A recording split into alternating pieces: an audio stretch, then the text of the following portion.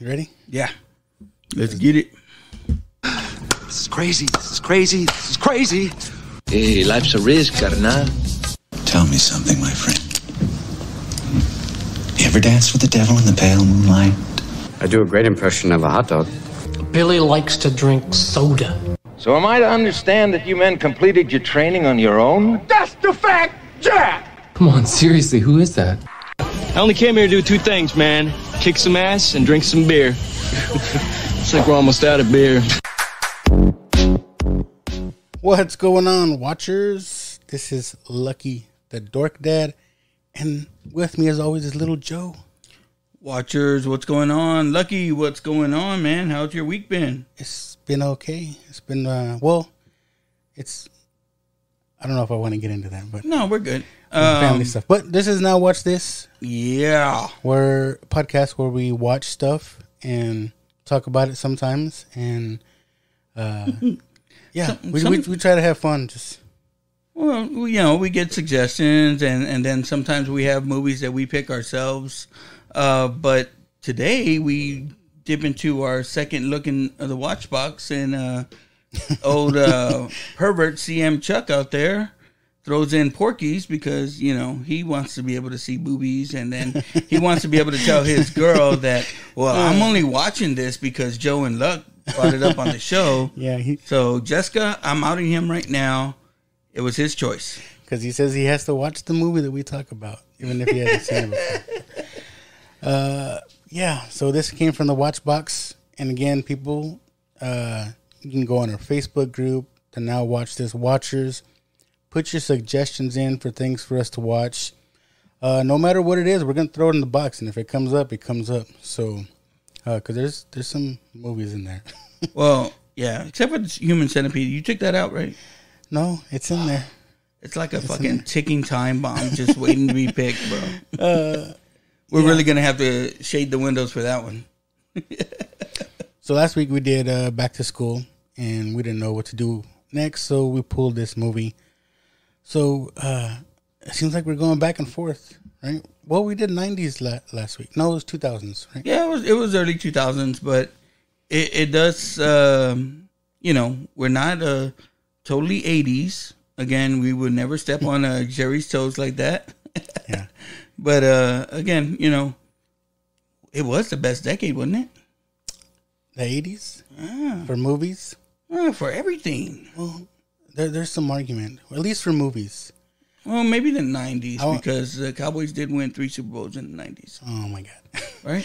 I think I'm going to put out a post. I've seen other people put out posts about what is the best year for movies. Mm-hmm. And I have my opinion, but maybe I'd like to see what others think. So look out for that post. Maybe we keep it general. Like, what's the best decade? Decade? Right? Because if you go year, it's like you're going to have to look into everything that year. Let's go decade. So 80s, 90s, and above. I think that's harder. Yeah. Because, man, they both... I say both because 80s and 90s are the only ones that matter. No. Yeah, fuck you, millennials. But, yeah, okay. Porky's. Do you remember this movie at all? I mean... Before you try to rewatch it? I did rewatch some of it, and I didn't get into 2 or 3, but it was funny that it came up because recently my wife and I had put it on. Because, you know, usually... You and your wife are watching this? Yeah. Well, you know, it's the one thing that we get to do a lot is watch movies. Most of the time we have all our kids there. So it's rare that the kids aren't there and we can kind of watch a movie that we don't have to change the channel or cover their eyes. And we were like thinking, like, what do we watch? What do we watch? What do we watch? And we picked Porky's. And it was good. Yeah, I guess. I don't know if my wife would want to watch this little.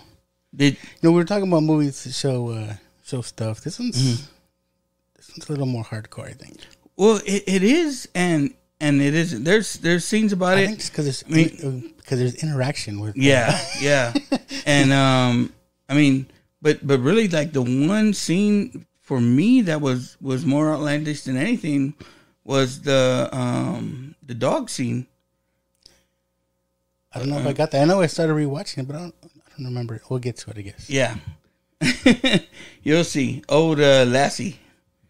Oh, that's what you mean. Yeah, and that's what you mean. Yeah, yes. Lassie. Yes. But again, like, why do they call her Lassie? And it was like at the time. But okay, so at the time, again, Animal House had just came out. Now this movie comes out in 1981. This is the one that sets everything else off for the rest of the 80s. This is the one that movie we recently covered, Zapped, which you could find that episode at nowwatchthis.com. Or nowwatchthis.pod.com. Yeah. Go find that episode. But if you listen to that episode, we talk about how Porky's is the one that really kind of set off all these movies in the 80s. You know, he had Animal House come out, but Porky's was made for $4 to $5 million. You want to guess its box office? No, I don't know. If you're not cheating, looking at my notes. I want to say in the 80s that was a pretty decent budget, but yeah, made for $4 or $5 million. And do you want to know the box office? Hit it. 160 fucking million. Really? Yes, for a movie that didn't involve Batman, didn't involve Superman, but it was a raunchy teen sex comedy. I mean, is that a lifetime number, like up to date number? Like, does that include that was movie the box sales? office. That was the box office? Yeah. Wow. That is crazy. Sex sells. Go figure. And so what you got after that is you saw all these fucking guys saying, "Oh, look at all the cochinos spending their fucking money." Oh, you figure 1981, they must have sold a lot of tickets. Yeah. So you got to think how many drive-ins did this shit gets seen at? You know what I mean? You didn't even need to. They watch it like we're gonna watch it. Yeah. No sound. And again, it's like these, the cochinos got to go see a movie out in public. They didn't have to go hide and see their private movie in private. They got to see it in public. You got to spend your money to go see it. Everyone sees that all the cochinos are spending their money. Let's make more cochino movies. And we get, Revenge of the Nerds. We get Zap, like I said. Someone put that in the watch box. Cheerleaders. We get Hots. Everything that came up after this movie. And then, because you see the movie and there's people that have different opinions on it. Think it's good. Think it's not good. To me, like you ask, like why we would want to watch it again. When I tell you, me and my wife did, it's actually a pretty good movie. Yeah, I mean, it's got a story. It's not just fucking here's tits for tits' sake. There's a different tone to this movie than to say Zapped or. I mean, I don't know what's another 80s raunchy movie, but you think about Revenge of the Nerds. Revenge of the Nerds had a tone to it. It was, but this movie goes a little bit deeper than a lot of those. This one, I think, was like more real, if that makes sense. Well, it didn't seem like a movie. It seems like the stuff that these guys do, even though they're probably in their 20s in high school, seems like that's actual stuff that people would do. Yeah, I mean, you're being a little nice there because it was easily fucking 30s, bro. But again, especially meat, right? Yeah, and it's got to be for the reason that we talked about last week or the week before last, is that they're going to show some shit in this movie. They can't have kids in it. Yeah. So. Yeah, the dilemmas of Hollywood, but it pays off. But there's going to be one girl that I'm going to point out to you that you're going to be like, okay, she might be really in high school. All right. I'll show you in the movie. So, like I said, this podcast, we kind of do commentary style. We're going to watch the movie, talk about it, or not talk about it. Maybe we might run off on tangents, but when I say we're going to start the movie, we're going to start the movie. So those who want to watch along can watch along. Right now, it is on Amazon Prime. That I know of. It might be other places because this is a popular movie. But we are going to start the movie right now. All right. So Porky's 1981. 1981, bro. The director, Bob Clark. Uh-huh. You want to know what else he's famous for? What else did he do? Okay. Bob Clark did A Christmas Story. Really? Yeah. I get that same kind of tone from this movie. Wait a minute. No. I'm saying, no, listen. Okay. What I'm getting at is this movie, 1981, but yet it's set in the 50s. Yeah. I think he likes that era. Oh yeah, like that time of decade, or maybe that's what he knows the best, or something. Maybe. But yeah, I didn't get no. That's what's different about this quote unquote 80s movie. Came out in the 80s, but it's set in the 50s. In Florida. in Florida, and like for those of y'all, if y'all have never been to Florida, I get vibes down there. Now, again, there are certain sections that are more integrated than others, but man, okay. Me and my son stopped in a town one time, and we're gonna eat some pizza. We're eating some pizza, and I'm like, I'm into history, right? So I'm like, I wonder what this town is famous for. The town was famous for a fucking public hanging that took place in the middle of town. Yeah, so I was like, no, let's get out of here. So this, I mean, other movies have had. This is probably their callback, right? This movie starts off. You got Pee-wee asleep, and what's going on? He wakes up with a boner.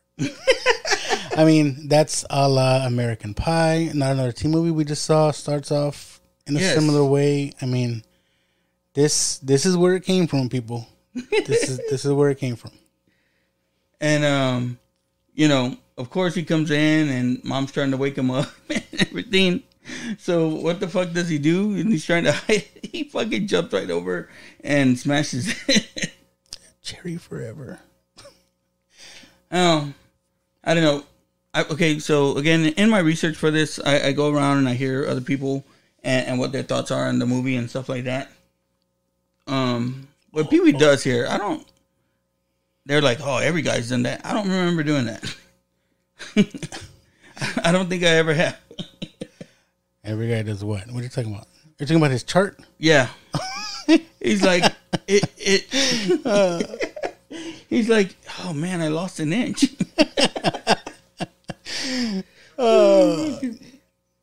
That's so funny, dude. Because it's like you said, like the things they got away with, man. He pulls out a ruler, and this is 1981.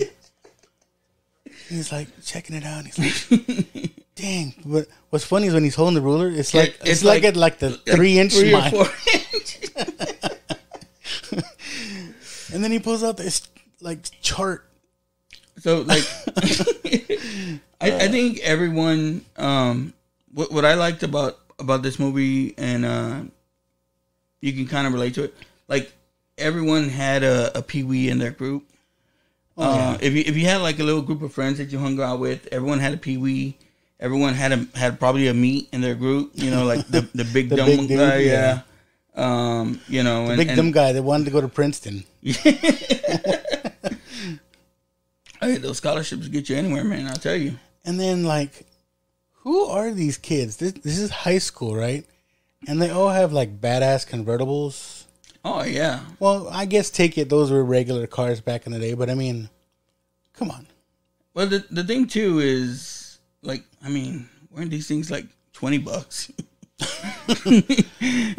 I've seen the car sale ads from back in the day, and they're like $200 and $400. I know it's a lot of money back in the day, but still.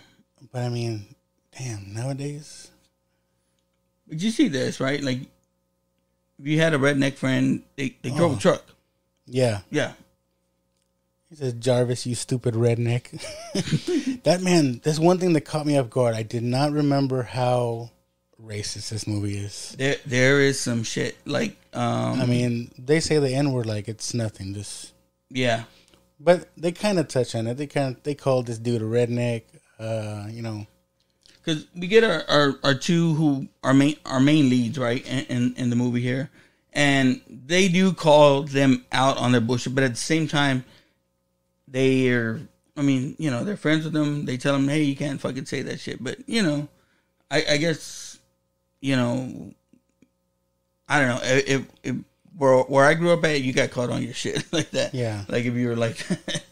But I gotta say, I've had friends that are fucking... But it's kind of similar. I mean, it seems like everybody had that one friend who was kind of like off the wall or said some stuff, and I think they even mentioned this movie. They're like, yeah, he's an asshole, he's this and that, but he's still our buddy. So no, yeah, but it's not this guy; it's the other guy.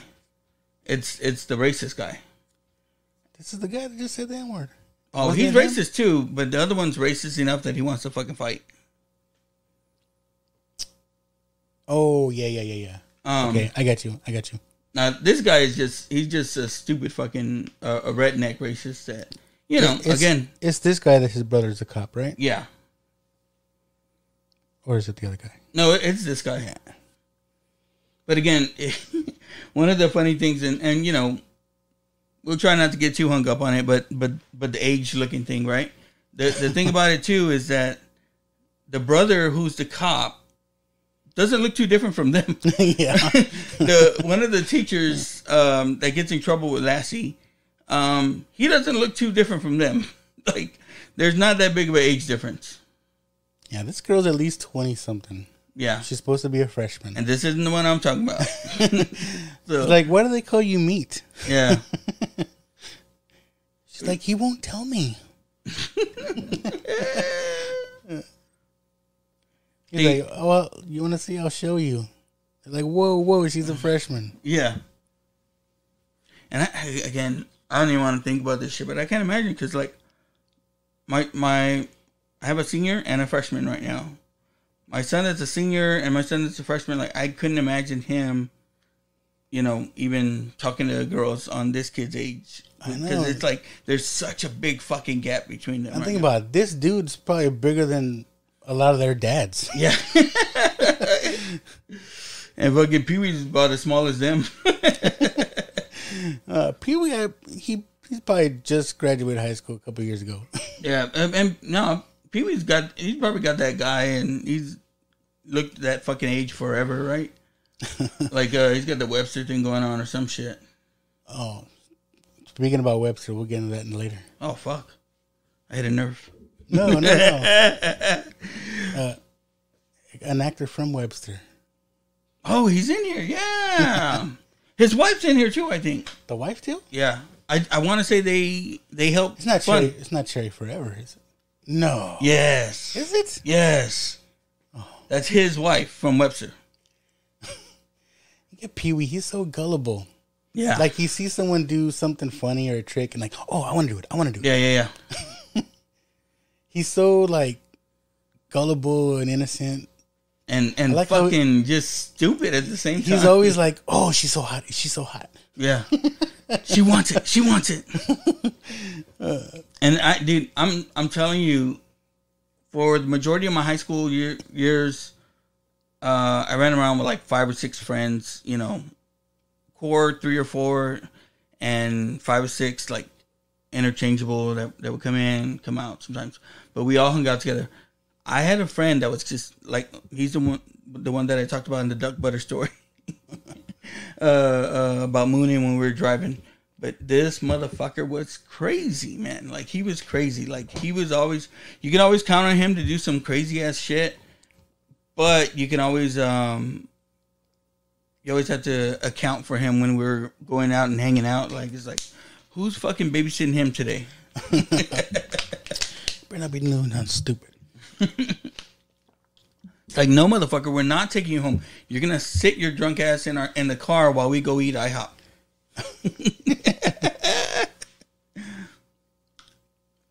See, and then they have Pee-wee fuck with meat. So yeah, and that's the way it was. Like, I'll say it. Like, in our group, I was the smallest guy. Everyone kept going. I wasn't crazy like fucking this guy was, but yeah, I'll say I was the Pee-wee. Man, and then the names they give these people. It's like the fat girl's gym teacher. Her name is Miss Ballbreaker. She comes back, I think, in part 2 or part 3. I think part 2. Miss Ballbreaker there. Miss Ballbreaker. And the other one is Miss Honey Walker or something. It's like, come on. Honey Walker. Miss Walker. Honey Walker. And then it's the thing is, it's like this. It's like, we didn't have teachers like that back then. Nah. the gym teacher, like that meme says, that the gym teacher would look like Sylvester Stallone and shit. Man, and then a young Kim Cattrall. Yeah. But look, like this coach again. He's probably just starting, and it's like that now. Like, I meet my kids' coaches, and I'm older than them. Like, at school, but at the same time, it's like, if you look at the difference between him and the students, there's not a big fucking difference. No. He could easily be one of them. He just got his degree. But this is another thing. Like I said, in all these like high school movies, I don't remember it being this way. But I don't know. I played football, but so gym was different. Yeah, we didn't have regular PE, but I don't remember ever a time when there was like PE going on, and you had the boys playing basketball, the girls doing batons and stretching, and then another group doing something else, all in the gym at the same time. Yeah, but I think they only did it for this fucking joke here.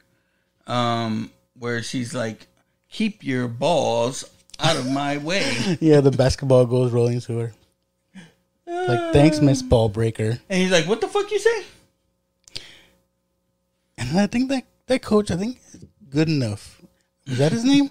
Coach Good Enough. Yeah. And he's the only fucking straight person in the whole movie. Like, he doesn't have any fucking, like, he's no jokes, Coach no Good nothing. Enough. That's his name. And like, again, I'll get into it, but this movie made $160 fucking million. Like, that's crazy. It had to have a lot of return. And I wonder, it couldn't have been just. That's why they did sequels. Yeah, that's why they did sequels. But like, if you ever hear the trailer to it, it's real like, we can't show you this movie. There's a scene that you can't see unless you come to see Porky's. You are gonna get the locker room scene. So here we go, Kavanaugh. Kavanaugh is the other racist guy. Yeah. So we got Jarvis that was using the N-word. We got Kavanaugh that has an issue with an Italian guy. There's a joke, he keeps calling him a kite. No, he's right? A Jewish guy. Jewish, my bad. He has a problem with the Jewish guy, and he keeps calling him a kite. Yeah. And then later on in the movie, it says, by the way, it's kike. Yeah, with the K. Like, if you're gonna be a fucking racist, fucking do it right. And how does the school not know about this? So the guys were hurrying up to get changed in the locker room. The fucking janitors probably know. They're probably cochinos too. They climb under. These are old school buildings. Climb underneath to try to get a peek. I think this is what Porky's is known for. Yeah. These scenes where they can peek into the girl's shower. Right? Because, I mean, it's on the thing. And my thing is, how do you not notice these holes in the shower? Yeah, like, again, you don't see the holes on the other side. I know, right? Like, what the fuck was sticking out of there? But again, it's movies. Yeah. But Pee-wee's all pissed off. Man, we fucking missed it. Fuck that. If I knew that was there, I would have went to gym. I would have skipped that class. I remember, like, okay, I went to Highlands, man. There was a bunch of woods around there. I never really participated in anything because I was in football. And trust me, you couldn't be fucking smoking at school and be in football because, your coach caught you. That was your fucking ass. But they had montes on the side, right? Woods.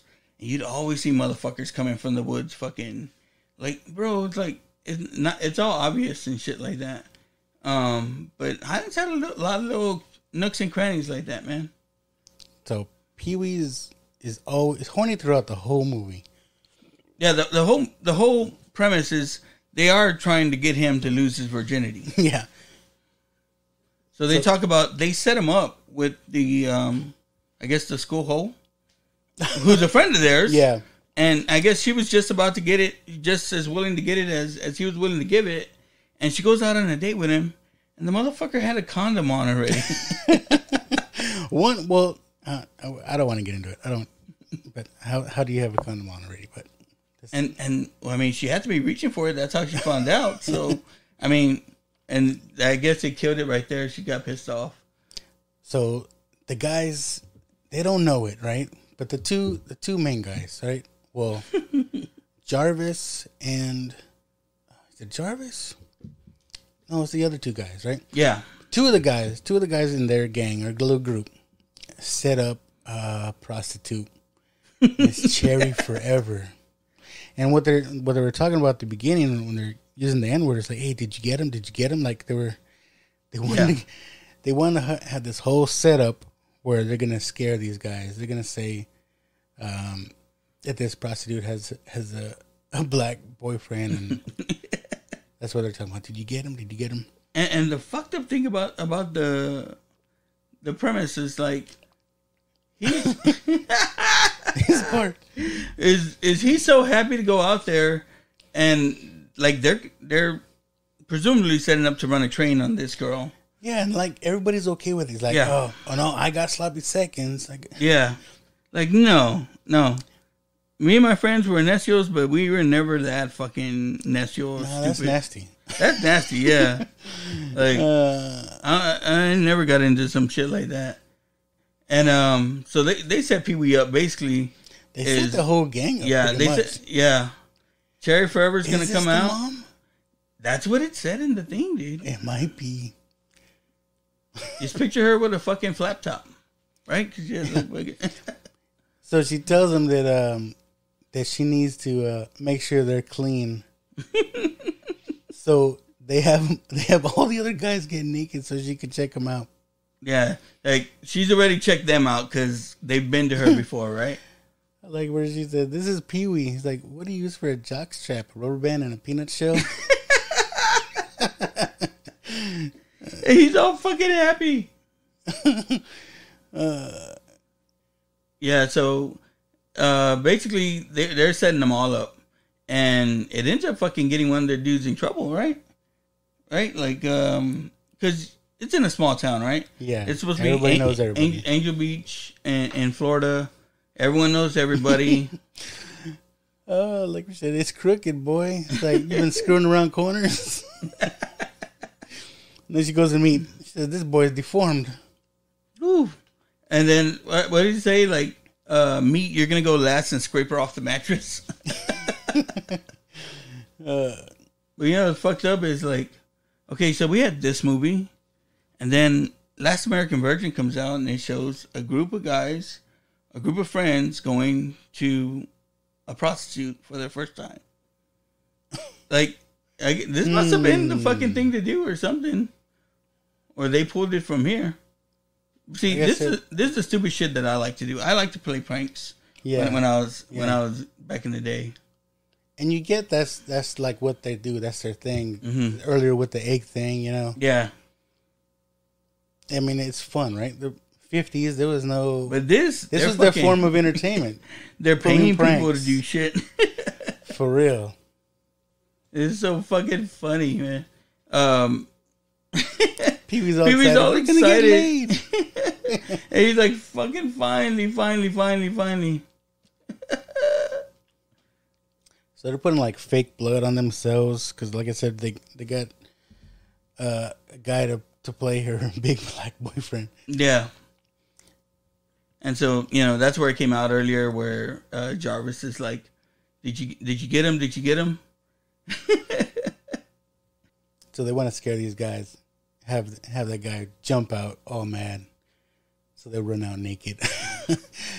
And that's another thing. Like, she told him to get naked so she can inspect them. But yet, they just stayed naked, all sitting next to each other. Yeah, that's her. Cherry Forever. Oh, shit. That's crazy.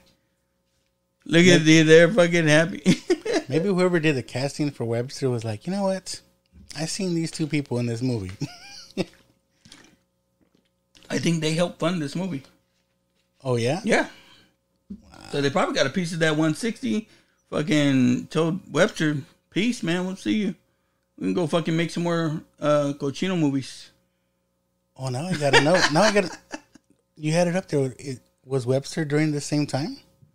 Well, this was Webster later in the 81. 80s? Let me see. We're really talking old. I don't know how many people remember Webster. Oh, this was 81. Webster was 83. Oh, okay. Fuck. So maybe.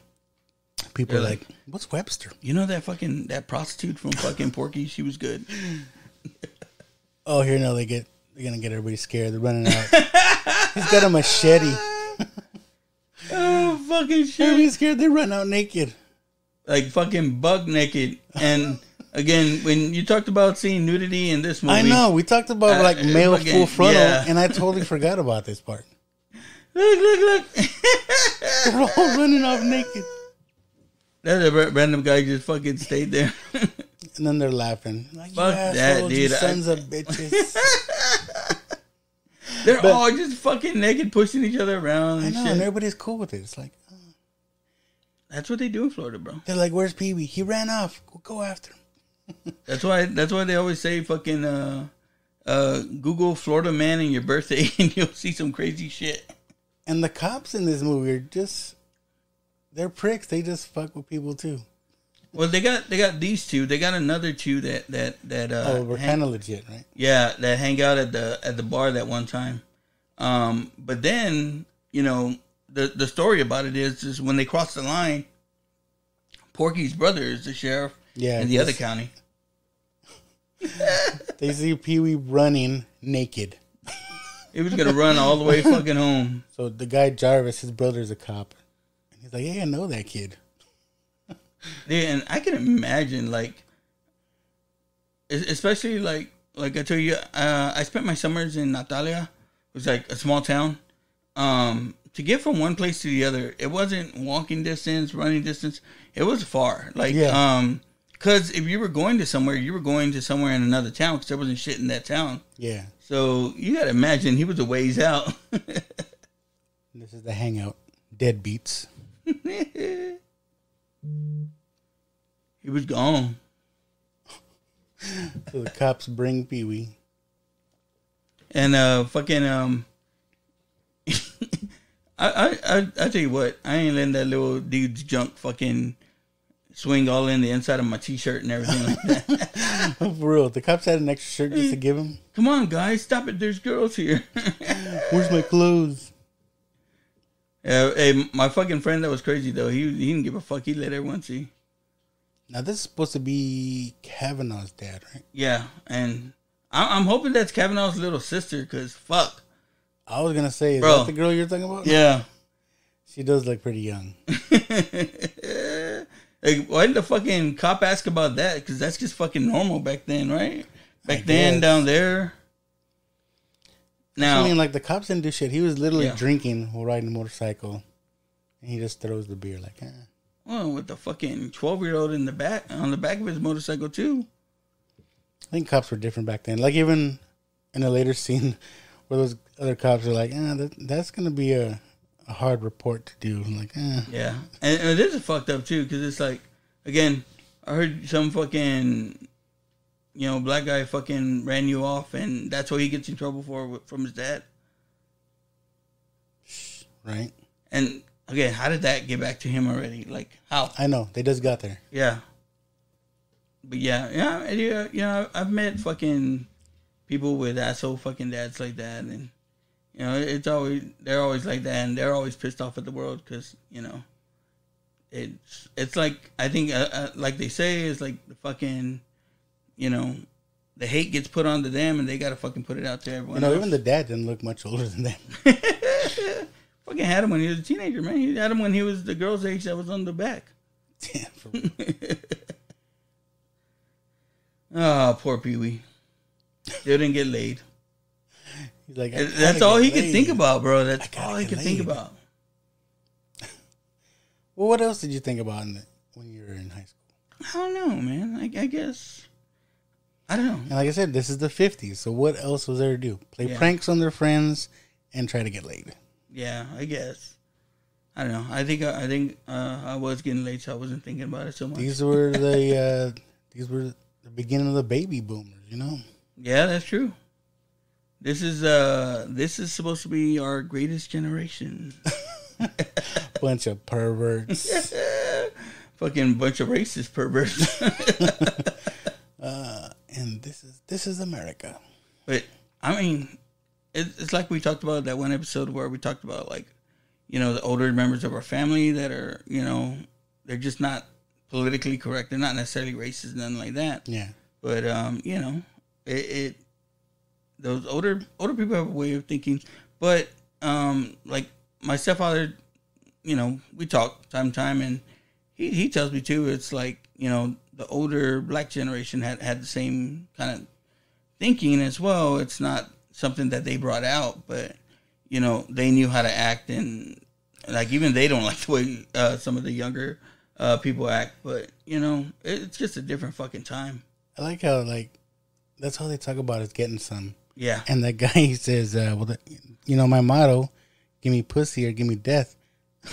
And then Pee-wee's like, you know, I never had any Cuban pussy. And they're like, yeah, Pee-wee, okay. You haven't had any. And you know what? I like this chick too, because, okay, like, typically the girls in the movie. The curly hair? Yeah.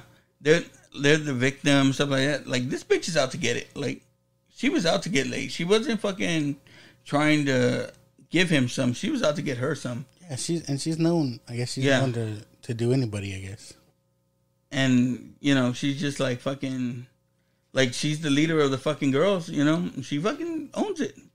And I like how the girls prank along with the guys. Yeah. Like, and I think even more in the second or third movie, she's right along in there with it. Like she's one of the, I guess, the players in their prank that they do. They like upstage the senator and shit. And the third movie, I think it is. But you know, it's good, man. It was good because, again, like the 80s, even 70s, stuff like that, the ladies a lot of times are damsel in distress. Man, I'm sure you'd get suspended or expelled probably nowadays for doing something like this. And they'd have it on video, and that's the thing now. It's like everything would be on, Facebook, Instagram. It would have came out on KSAT and So the part they had like this huge rubber. That's all right. And the guy's going around just poking everybody with it. And he runs into Miss Ball Breaker. And she broke it. And she keeps it, though. Look. Well, I know you said you didn't get a chance to go into part 2, and I believe it is part 2 or part 3 where, you know, she lightens up a little bit. And they find out, like, you know, instead of fucking with her, they're like, man, let's find a way to kind of make her happy. And they find an old boyfriend of hers and comes and gives her the palo. All right. And she's all cool after that. Dang, like, they definitely couldn't have had that shit. No, That's cool. I can't control. She's supposed to be a gym teacher, and she's in this little mini skirt. Yeah, that's the way the girls dress. Come on. Oh, my God. Hey, come on. That's an athletic outfit. And this guy can't take it. He's like, man. See, if for me, that shit's going on, I wouldn't be able to wear those fucking little ass gym shorts. Fuck that. What did he say? What does he call the room up there? I think the storage room, the storeroom or something like that. He's like, just tell her to go up there, right? Because she's supposed to be a virgin, Kim Cattrall.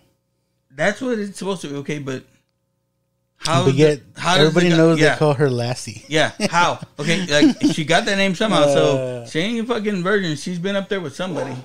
If they know that's what's gonna tip the scales or get them off.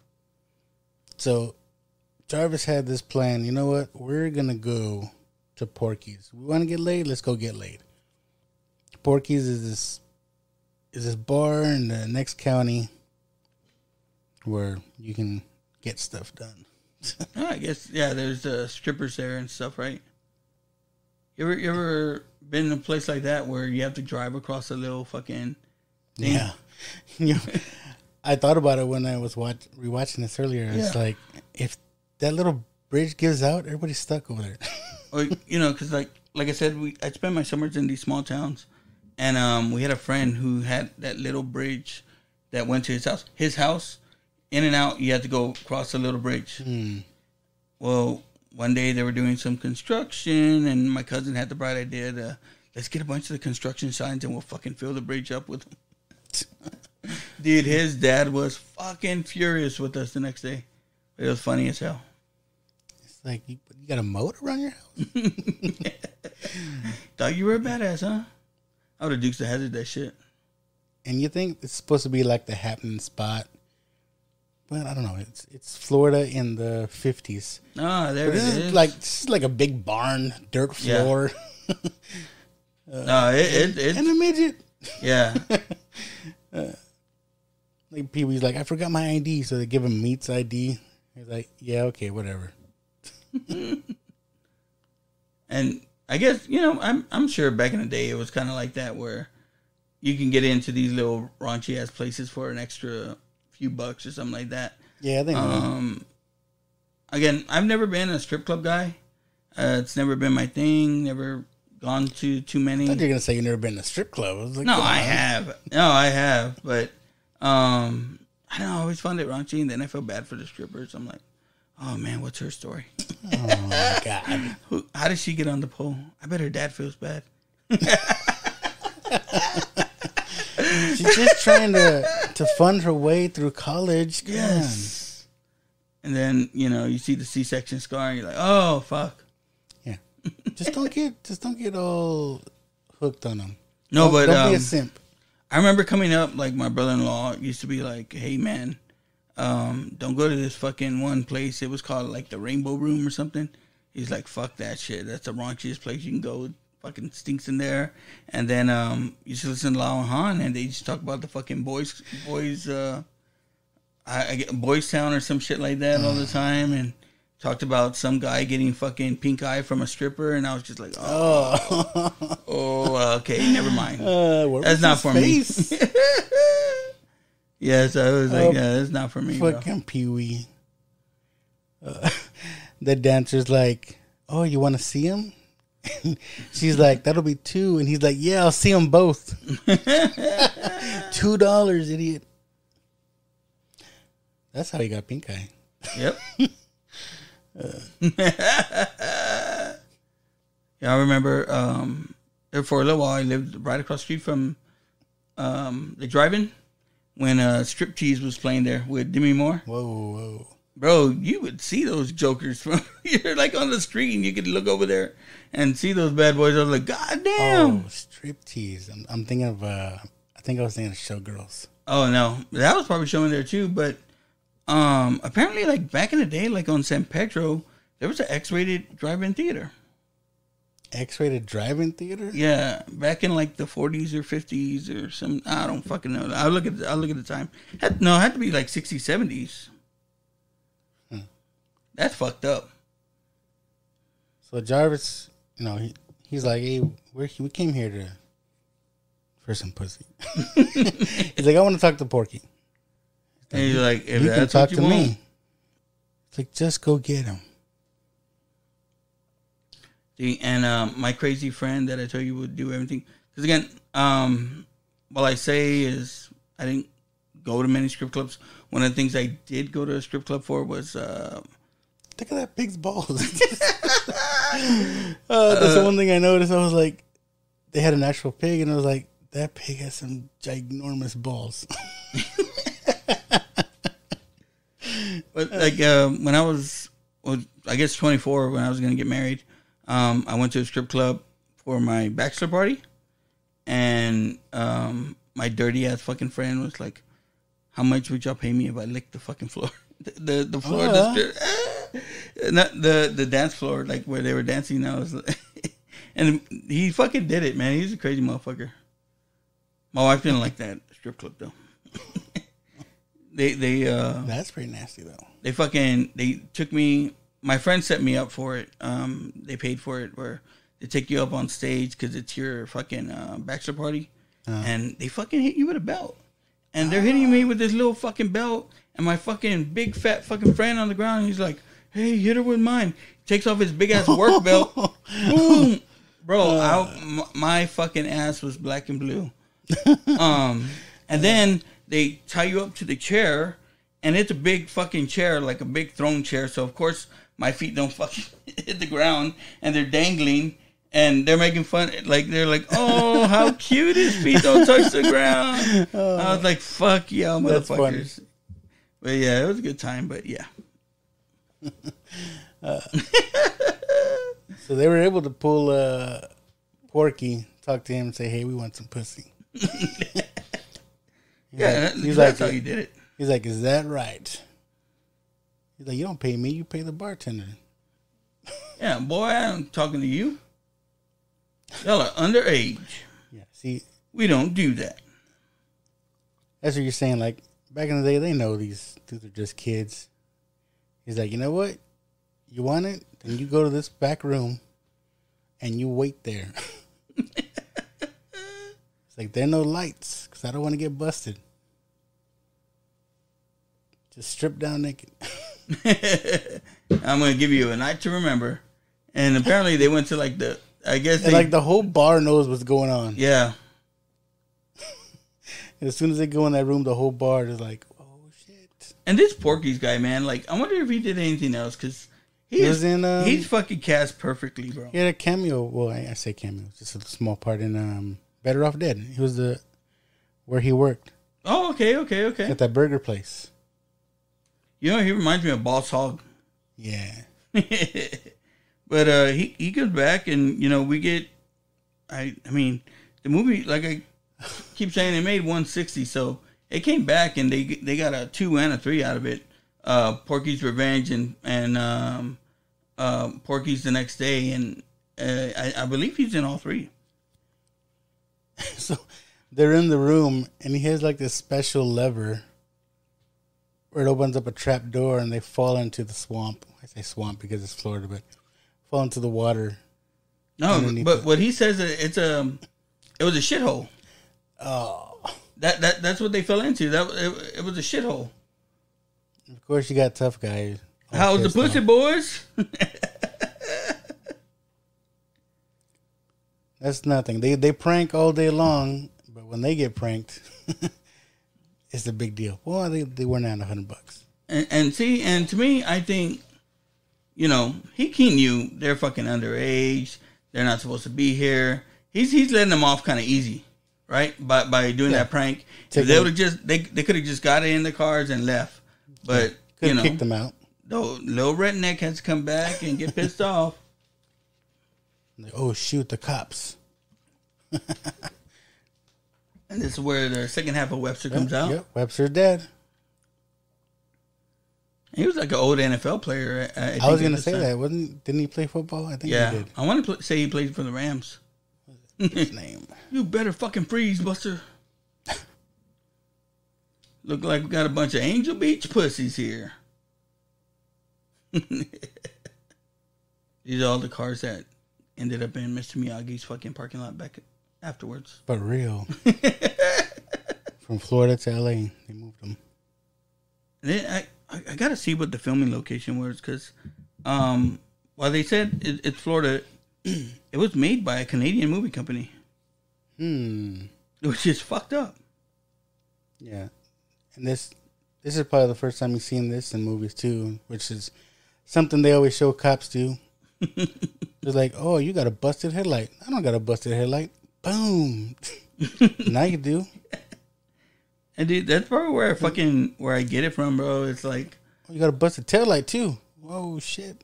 Like I tell you, when we're in that little Florida town, I told my son, I said, let's get the fuck out of here, man. Because, you know, got that mindset is that, you know, fucking stop me, they're going to fuck with us or something. So now it took even more of their money. He's like, busted headlight, that's $35 fine. I don't know. They say, like, they filmed in Florida. But it says the origin was in Canada. It's like, what the fuck? It's like they know they're from the other county. Like these guys smell like Angel Beach pussies. This here's a man's county, boy. Like, go and get the fuck out. And again, they leave it alone. The movie's fucking over, right? Hey, fucking go. Get the fuck out of here. No, but there's always that one dude. That motherfucker. Fuck that guy. I mean, and you saw when they came out, Porky basically pushed all fucking 5 of them. So this is a big fucking strong fat motherfucker. Yeah. It's like they just gave up all their money and then they go back to the hangout. They get a bunch of food. But it's the 50s. What do hamburgers cost? 50 cents? It's like, fuck, we were watching Grease the other day. He's like, give me a quarter. I got stuck with the bill again. Give me a quarter. All right, here comes his brother. And he's blonde. His brother's got dark hair. But nah, that's cool. It's like, and like, again, his brother already knows. I heard you got into it with Porky. Yeah. It's like, how? They just got back. And his brother's fucking telling him, like, his brother knows he's going to go be fucking Necio. And he's telling him, like, dude, don't do it. You know, he's just fucking with you now, but you keep messing with him, he's going to get annoyed, and he's going to really hurt you. It's like, he knows he's going to go back. He's like, no, I'm good. I'll be all right. And I'm going home. That's the thing that there's a couple of I guess, backstories or, you know, the main story is going into, but even his brother says redneck. Yeah, it's not something that it's like it's just a funny movie or it's just a raunchy movie. They fill it with some stuff. Pieces. And now there's people like, for me, I think that's good, but there's people like, no, that's not what the fuck we're here to see. Because like even his brother, they said, hey, you think he's gonna go back? He's like, course, yeah. Unfortunately, it runs in the family, so he knows like his whole family's probably in that shit like that. Oh yeah, I think Miss Ballbreaker's just jealous. I told you, she needs some. She wants that coach to give it to her, but he don't want to. Now I have a feeling like this coach already took fucking Lassie up there. That's how he knows. For real. I think that coach is probably messing around with some students. And he keeps asking, why do they call her Lassie? Ow!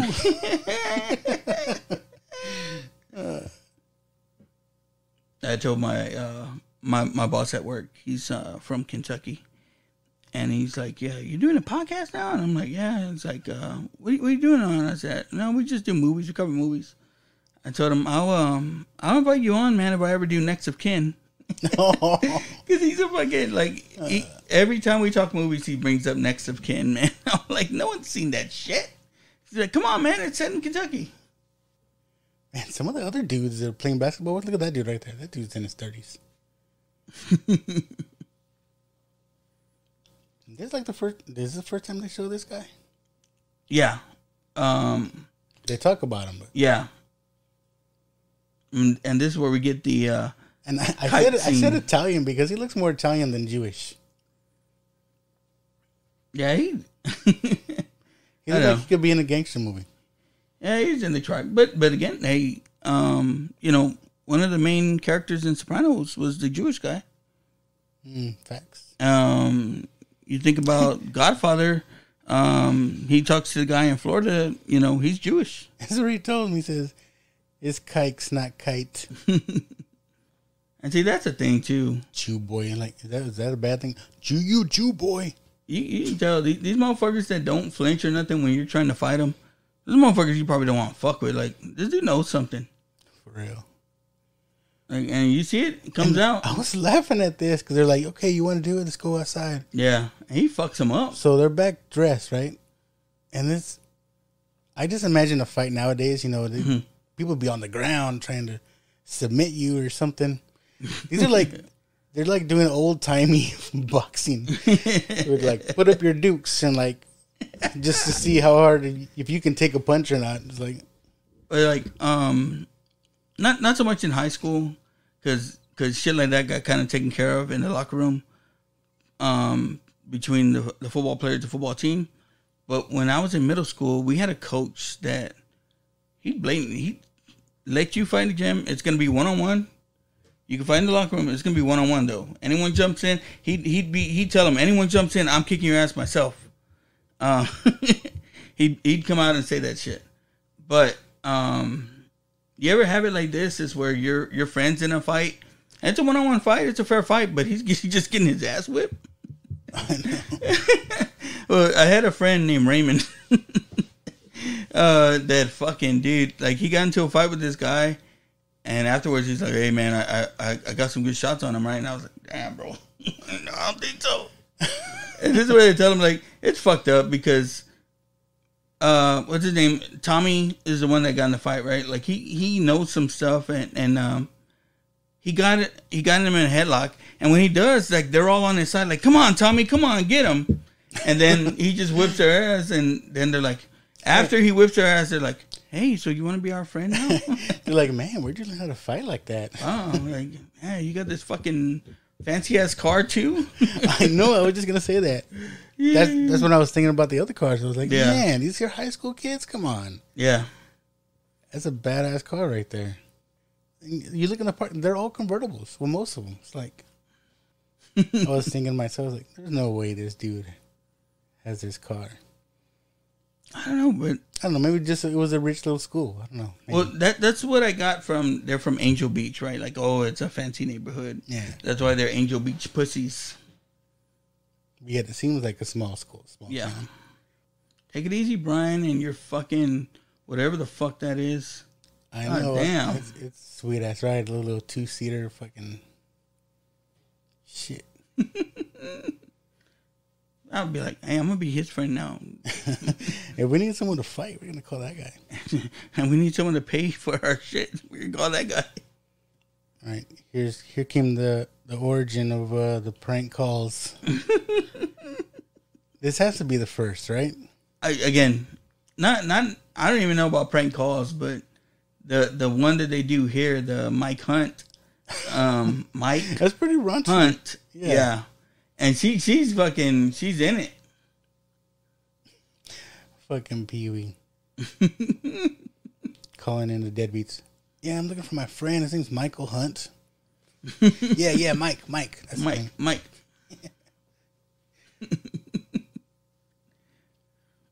And, you know, I think they started it, you know, Bart took it to another level in The Simpsons. You see Meat, man. Meat's had to been drinking for a while to get drunk, right? He looks like one of those motherfuckers.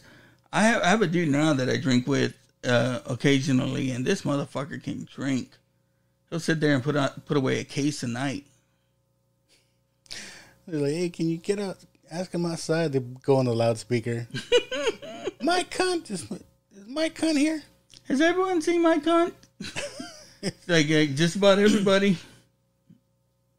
And like it was just cool just to bring cans of beer in a restaurant. Yeah. Well, I guess it wasn't, because here comes the bosses.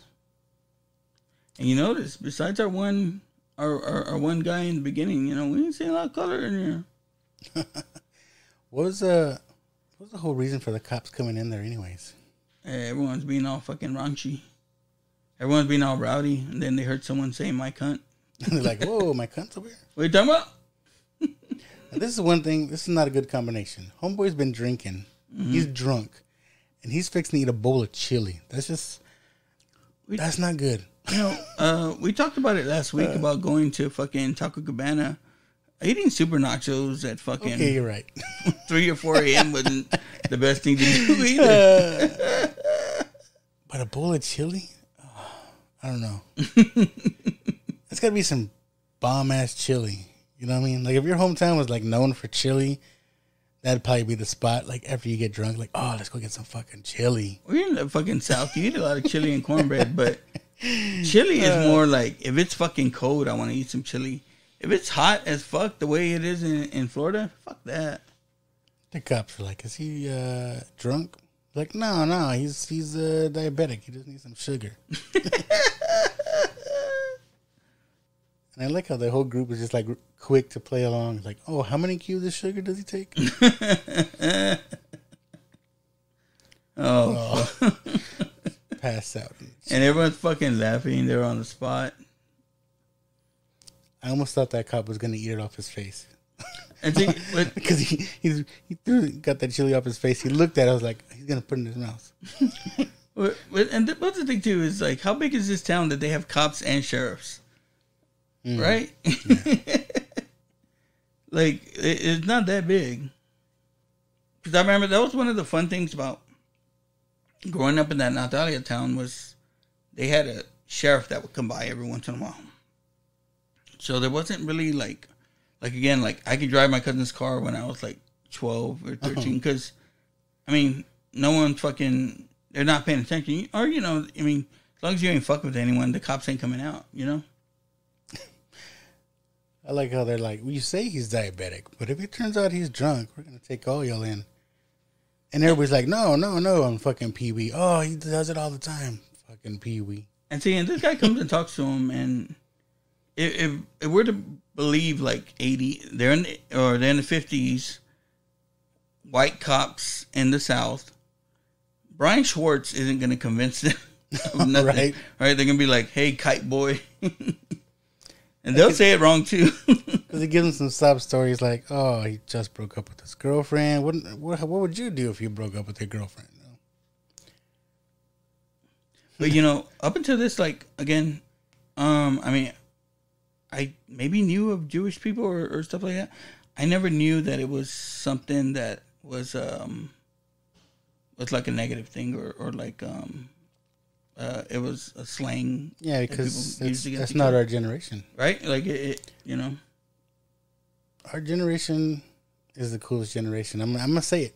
Yeah, I don't care about y'all millennials or Gen Zs, whatever they call y'all now. Gen X is the best generation. Not what they say. The 50s, the greatest. No, they're not the greatest generation. We are. Yeah. If you took the fucking Pepsi challenge, you're in the greatest generation. Yes. Generation next. Jarvis, you know, because he's a fucking redneck.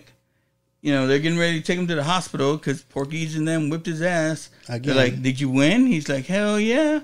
Used my face to break that son of a bitch's fist.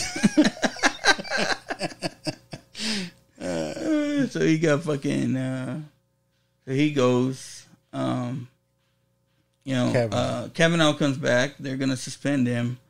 And the guys are like, man, you really did a number on his face. Like, talking to Brian, and Brian's like, hey, man, I didn't fucking do all that. But again, like it's another one of those deeper stories. Like, yeah, like they told a story. They said, hey, it was his dad. Yeah. It's like, I didn't do it. Yeah. I mean, I'm not saying like everyone fucking grew up like this, but I can remember, and this is my real dad, not my stepdad or nothing like that, my real dad being like, man, you come home after you got your ass whipped, get ready to get your ass whipped again. You know, thinking about it, I wonder if this was just a smart way to have racist stuff in the movie, but not be racist. It's like it's almost like a correction. You know what I mean? Well, you think about it. They're saying it's not his fault. You know. Yeah, they didn't have fucking. It was a way to touch on the subject without making it like a race movie. You know what I mean? It was a way to touch on the subject without making it something that it was all about that. Now, again, there's a lot of people that disagree and like, you know, it took away from the funniness of the movie, but I mean, it had to have worked, right? Like they made money off of it. Yeah. Like even if you think about Revenge of the Nerds was very fucking funny. It was very raunchy. You know, we get the hair pie scene. Man, and now it's like but people say it's pretty rapey. You know, yeah. But at the end of the movie too, it's like talks about like how the jocks treat the nerds and the nerds coming back again. It's Revenge of the Nerds movie, but you know, and you get the slow clap at the end. Yeah, you get that scene at the end where the tri-lambs come out. Yeah. The black tri-lambs come out, and you know, they kind of mend. So I don't know. They tried to put some stuff in the movies, but then you got movies like Cheerleaders that were just fucking chicks fucking all the time. We get Miss Ballbreaker jealous again about Sex in the City. Sex and the City. Were you a Sex in the City guy? No, see, you said it wrong. Sex and the City? Or it's Sex and the City? Is it Sex and the City or Sex I don't know. It's one of those. I don't fucking watch that show. No, what were we talking about? The fucking Mandela effect. Yeah, people know it as Sex in the City, but if you look everywhere, it's called Sex and the City. I don't know. I can honestly say I've never watched one episode of that show. But look, he's finally got her in the storeroom or locker room or whatever, and she is turned on. There's a bunch of smelly, dirty gym clothes, jocks hanging, and she's like smelling them. And again, she's got to go. She goes from this to mannequin, right? I want to say Remember? so. She did mannequin. I don't know what this. she did. I don't know anything else she did. Yeah. Mannequin was my shit, too. I loved Mannequin.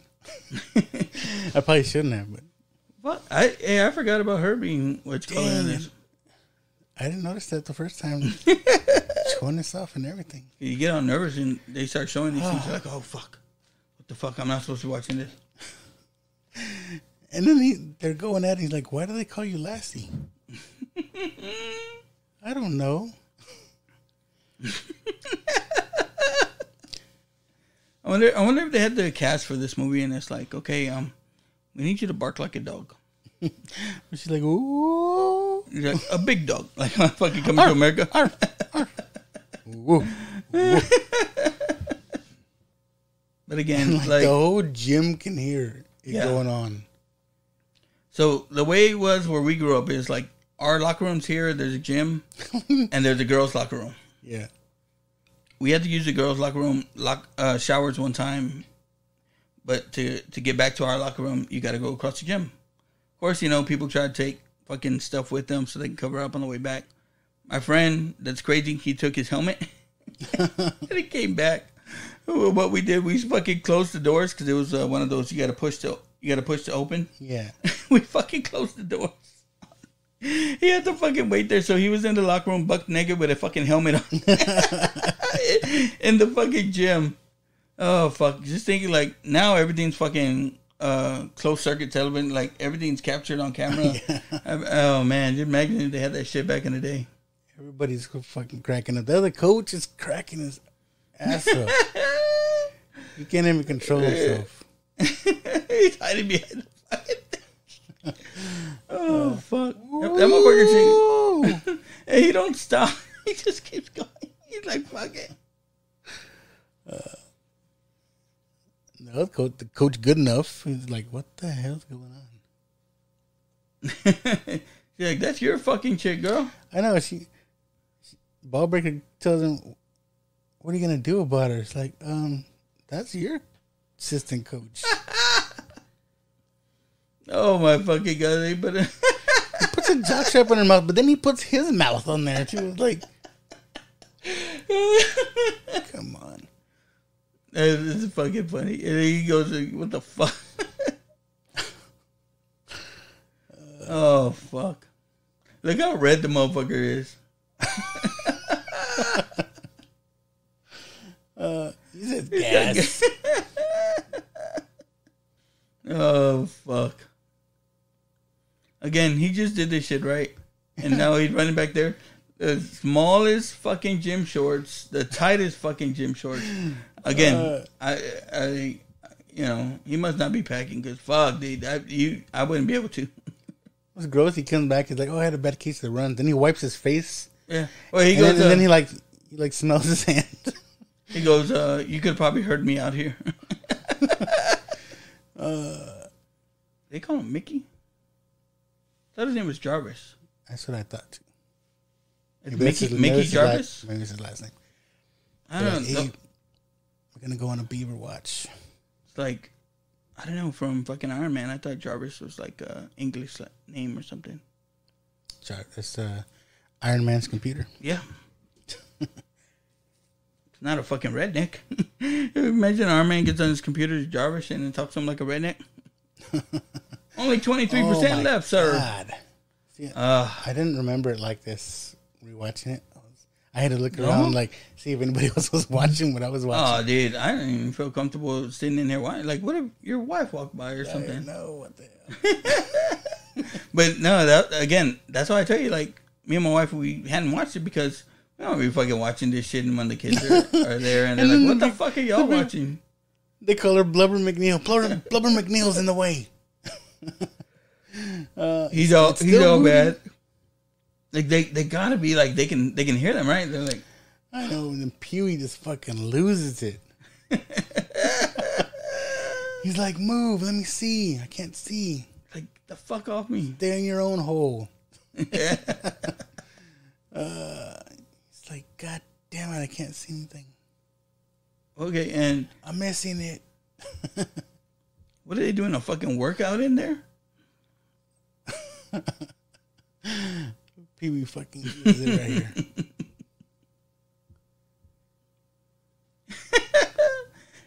They fucking This is good, damn it. Will you move it, you lard ass? like what Like, the oh fuck? Shit. I'd be pissed off at Pee-wee. Be like, man, you fucking blew it. We had our fucking thing now. He would be getting his fucking ass whipped now. For real. And then a lot of people talk about like, oh man, kids don't even take showers at school anymore. It's like I know my kid has fucking practice at 6:30 in the morning. They have to take shower. I hope he is not being funky all day. I mean, we buy him. Even back in the 90s, there was always kids that didn't take a shower. Fuck that. Like after first couple, well, I remember in middle school it was like you had to. If you fucking didn't, you got a bad gym grade. They don't make them. They don't make them no more. What the fuck was going on back in the day that they would make us? Like these girls, they're actually like into it. Yeah. Oh, you sound like fucking Pee-wee already. They're hot, I tell you. They're hot. He fucking put his tongue through the fucking hole. Let's fucking get some fucking soap. Slaps it on his tongue.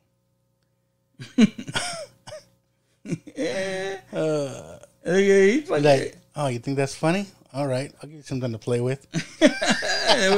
we getting oh, here it is. This for me was like the funniest fucking part. They're like, ah, my God. She was all so scared. You just hear she's like, oh. It reminded me of fucking Jackass 3. You ever see it where he puts it through the hole and the fucking snake bites it? It's just like a mouse. Yeah. Fuck. It was Party Boy. I can't wait to see the next one, man. They're old. Yeah, it's But I think they're gonna have some new kids with them. They have a couple of new kids. They did Shark Week and they came out with them. One of those fucking guys got fucking cut by a shark. Fucking crazy. You know they try to jump the shark like Fonzie. Miss Ballbreaker. It's like she's kind of turned like, on. Dude, she's coming for it. He don't know it's Miss Ballbreaker. But like she first looks and like she's kind of turned on and she's like, I'm gonna grab it. She's got it. Oh my God, she's yanking on it. They're like, all right, see you, buddy. But again, hang in there. You see what the fucking holes were for? What is that? I don't know what the holes were for. It's like they lifted up a pipe, but it's like how water's not even gonna flow in through there. Yeah, they fucking turning hot and cold from there. What the fuck? And she's fucking pulling. Wouldn't be able to use my shit for like a week. One of the funniest parts of the movie, I think it's coming up next year. Oh, yeah, this part. Yeah. This guy, he's an older actor. Like he's been in fucking a lot of older stuff. But I remember he came in a lot of 80s movies, kind of playing the same fucking guy, like a clueless fucking authority figure kind of guy. But like, did the guy coaches need to be in there while she's telling them? Well, she wants to see one of the guys. Like even the main guy who's pretty stoic there. He even starts to fucking laugh a little bit. She wants to do a fucking police sketch.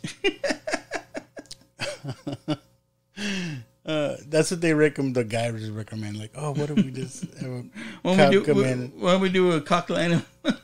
Yeah, she wants to do a lineup with who she thinks it is and 5 other boys. Line them up and just give me a few minutes.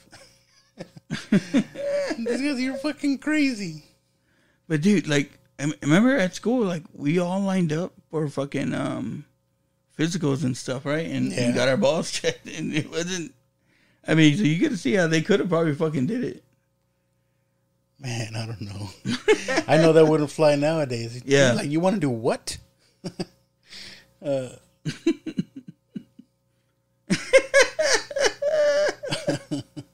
She's like, you want to get 5 young boys in the nude. Even though they're like 30. In a police lineup so you can identify his tallywhacker. He's like, please, can we call it a tallywhacker? Penis is so personal. And she's like, we can put hoods over their head. I'm like, what? I just need to see their penis, not their face. He's trying to hold it together. Everybody else cracking up. And again, this now, like you said, nowadays it would have been a big fucking deal. Oh, like it would have been a big thing. Like the news they would have been there. Shut down that school. Sexual assault at the school.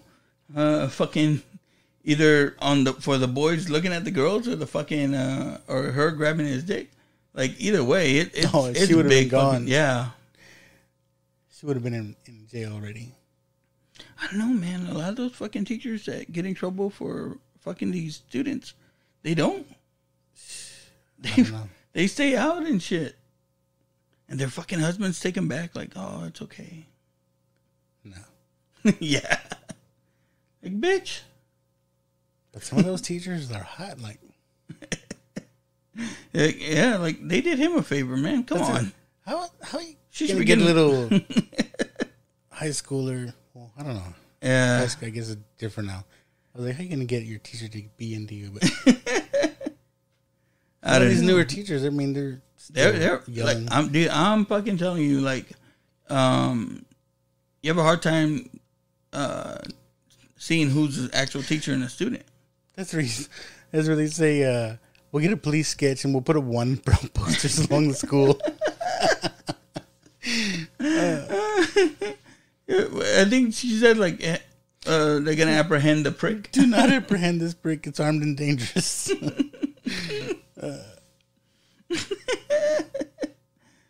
It was Lassie hanging out in the girls' locker room. You can't fucking take it anymore. Oh, shit. Again, and I think, like, the people that I heard talking about this, they're talking about it from a fucking point of view of now. Yeah. You know, like, oh, that's fucked up that they did this and stuff like that. Back in the, it wasn't. This was like, obviously an acceptable movie back in the day that made $100 million. Yeah. All right, Kavanaugh's back. And it's like you said in the other movie where fucking everyone just fucking plays on the sports team and everything like that. Everybody. Like, you can imagine their football team meets their fucking player, right? Oh yeah.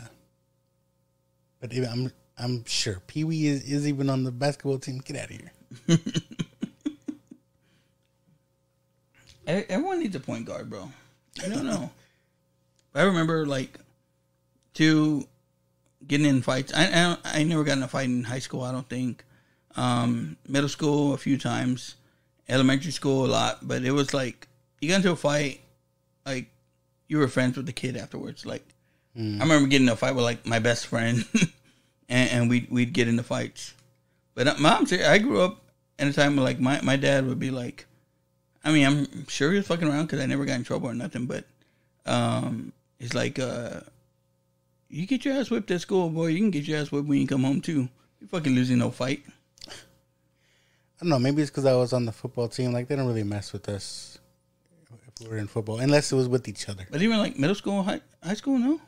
Nah. I hung around with a bunch of fucking gangs, so, like, in middle school, so that's why.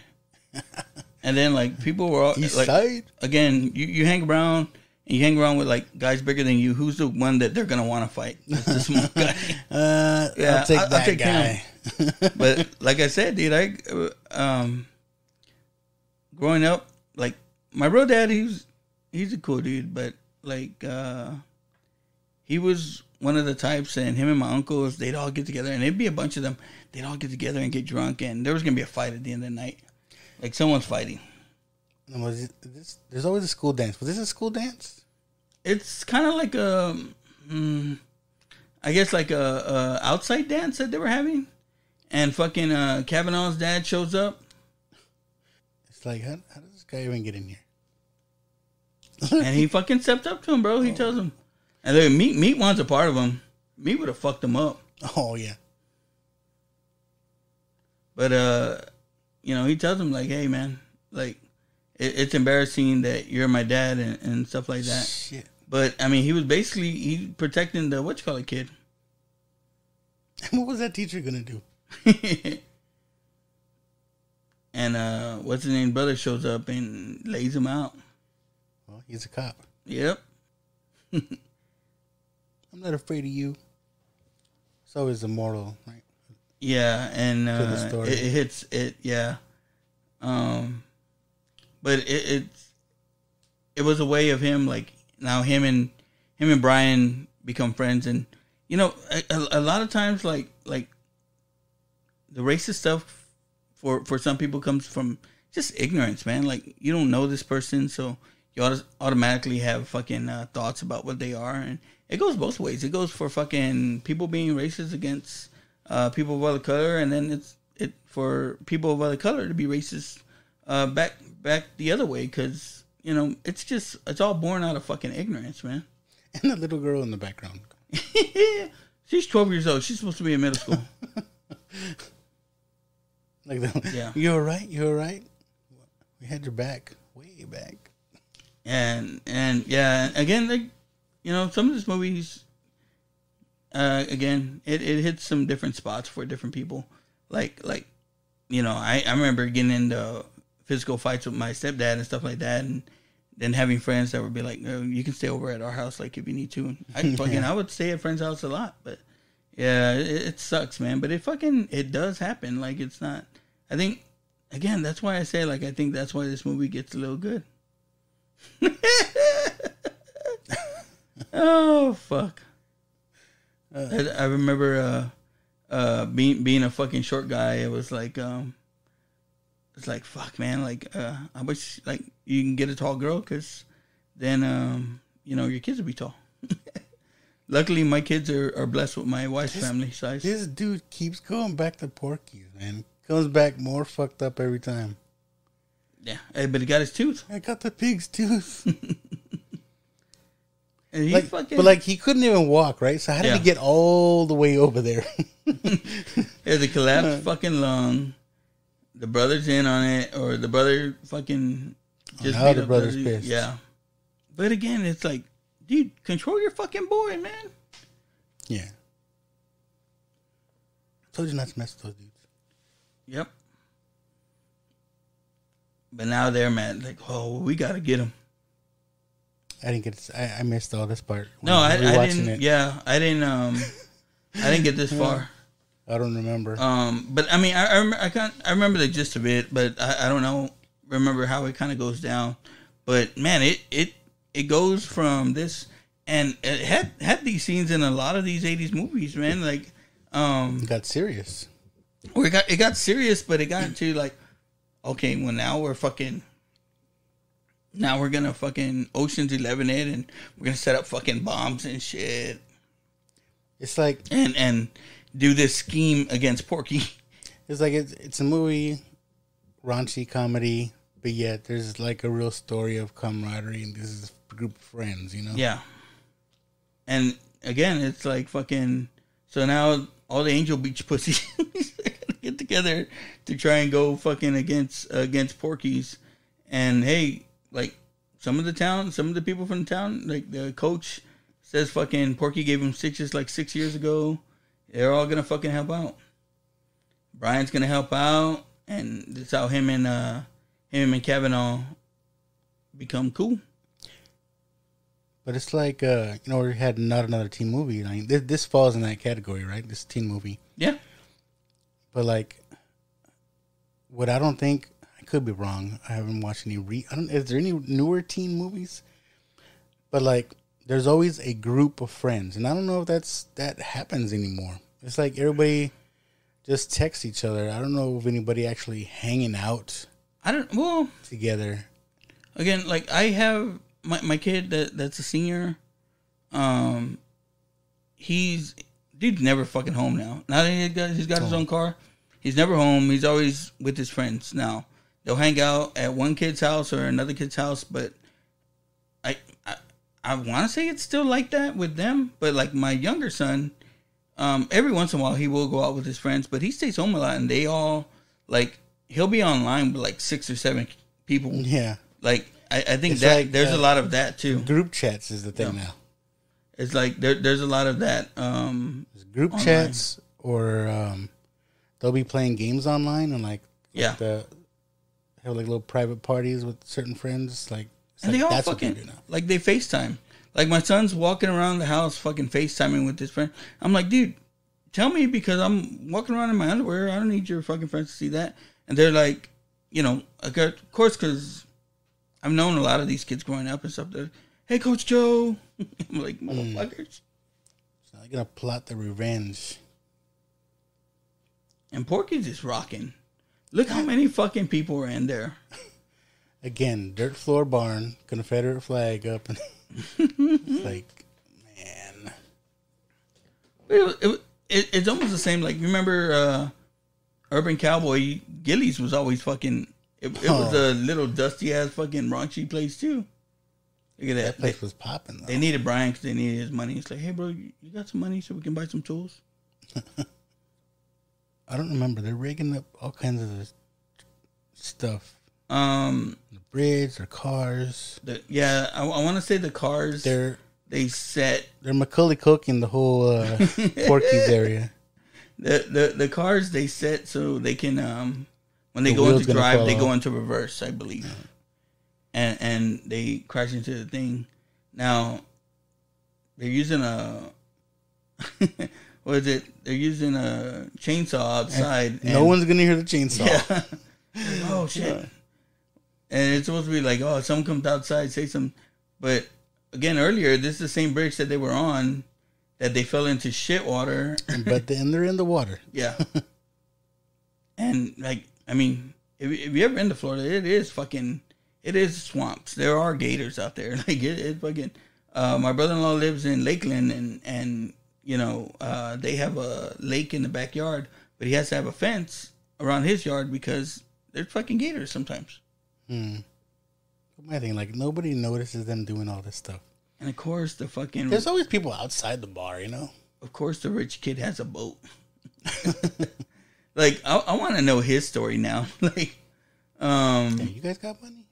Yeah, like fucking. Well, isn't that like a cliche that Jewish people are rich? Yeah, and in The Godfather, I forget the name of the guy. Like, that he deals with. That's he lives in Florida, but he's a Jewish guy, right? And that's what they say. Like all the old Jewish people, they move to Florida and retire. Yeah. I remember Chappelle's show. They had that joke where the Jewish people claim one guy and that he's in Florida, and he's like, he must have got that Jewish news early.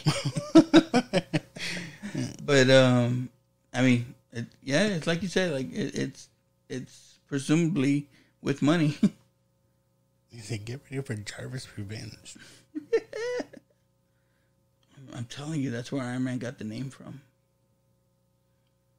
That would be something, right? You know, but one thing that they talked about with this guy that's the director is like he's gone around and done a lot of different things, as far as like different genres of movies. He's hit the horror movies, and again, like we talked about, Christmas Story. But this motherfucker's been fucking. What horror movie was it? Set in the 50s?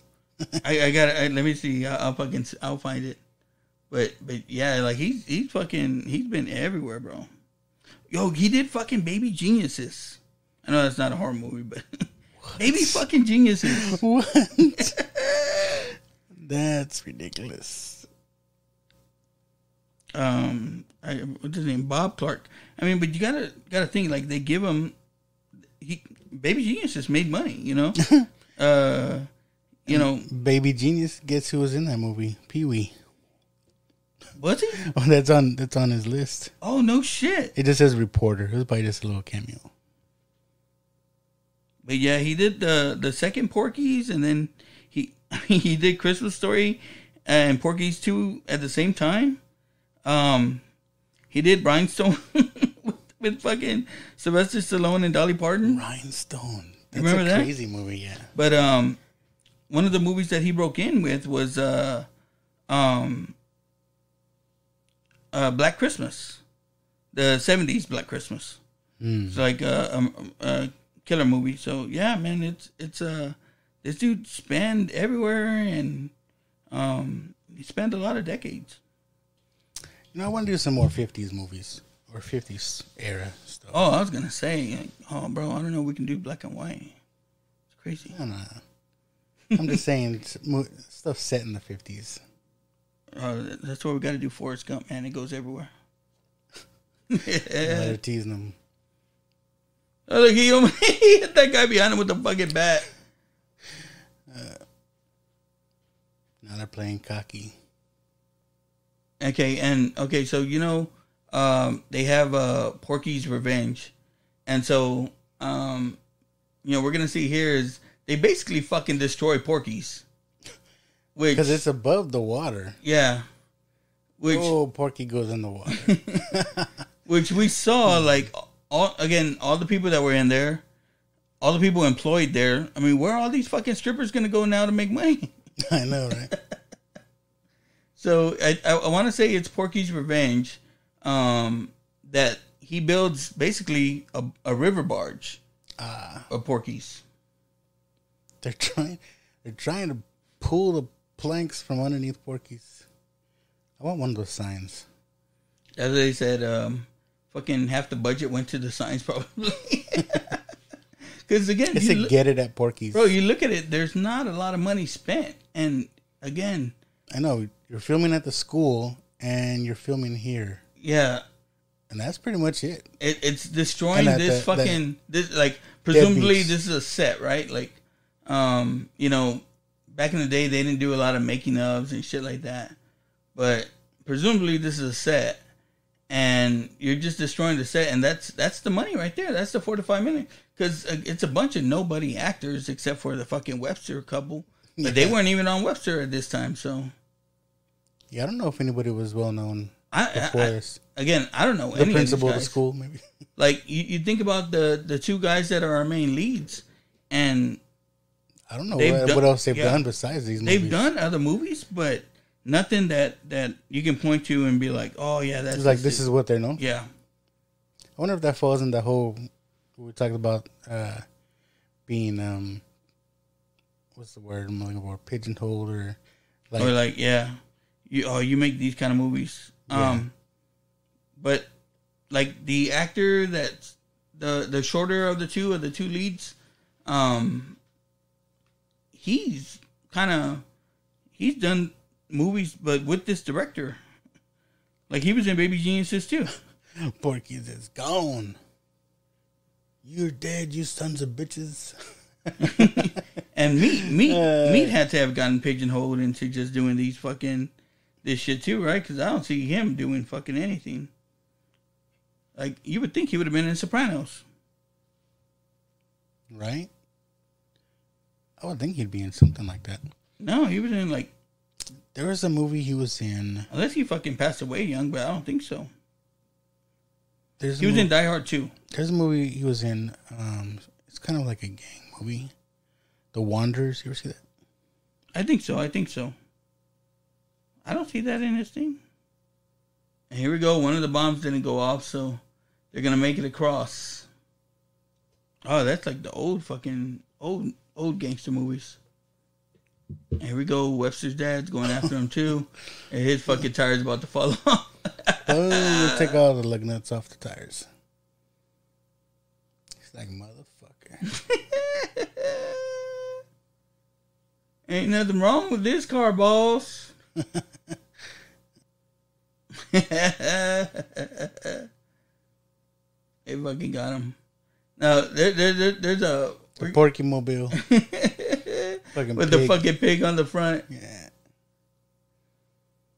He should. That was a thing in the 50s, having a pink car. And then too, it's like, okay, I guess everybody's in on this shit because they get to the high school fucking band is there.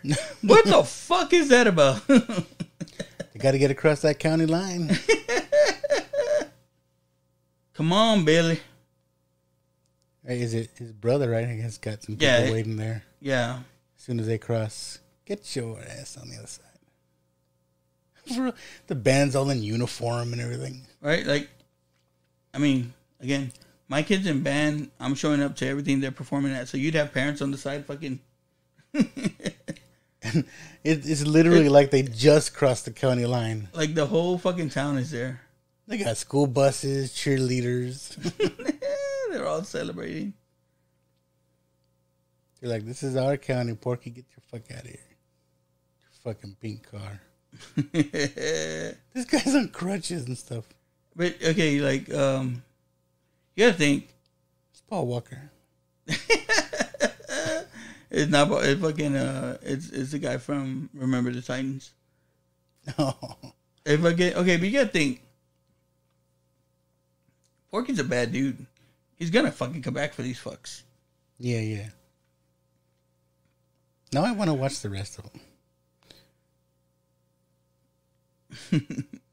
Hey, like I'll let you guys go, but you gotta forget about everything that happened tonight. As they're doing, hold on, my ass. You're in my county now. Now he's gonna do the same thing. Like, oh, you got a busted headlight. This fucking shotgun. Get him, brother. Get him, brother. He's like, I got your $50. Hey, what the fuck? Ooh, balloon tire. That's too bad. You shoot that fucking pig off. Oh. Hey, it fucking. Oh, you're gonna shoot the pig. Oh. Hey, fucking Lassie's there too. Yeah. In street clothes. She got fired.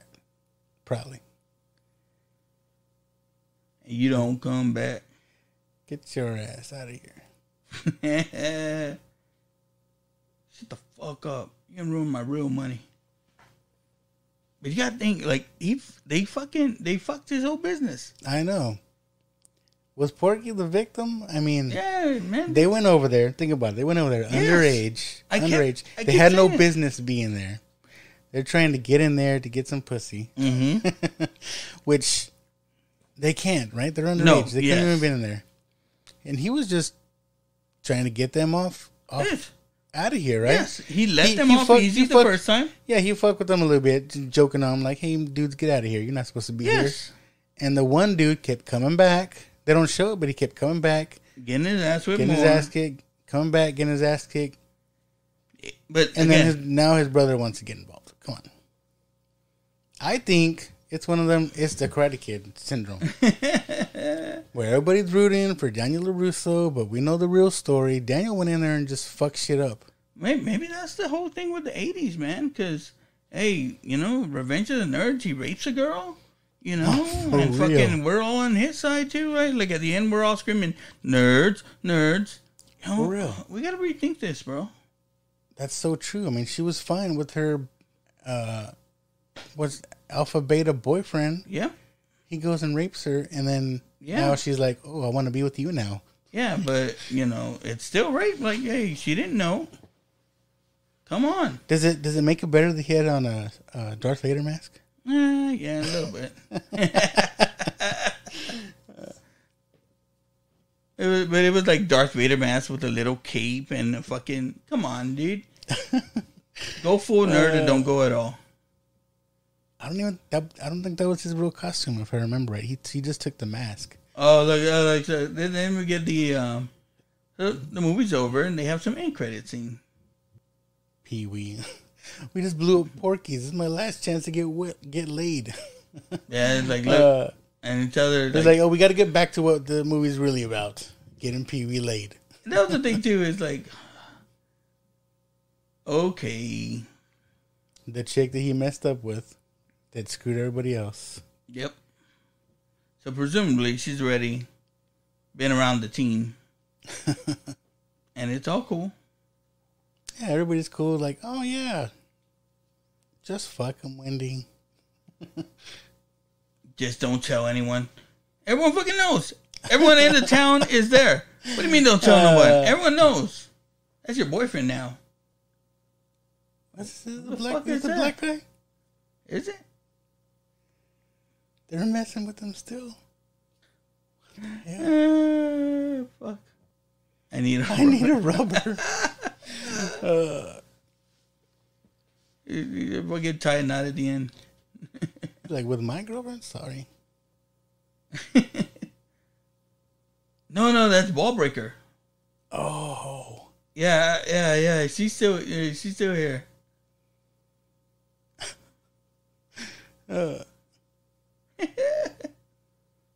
He's too big.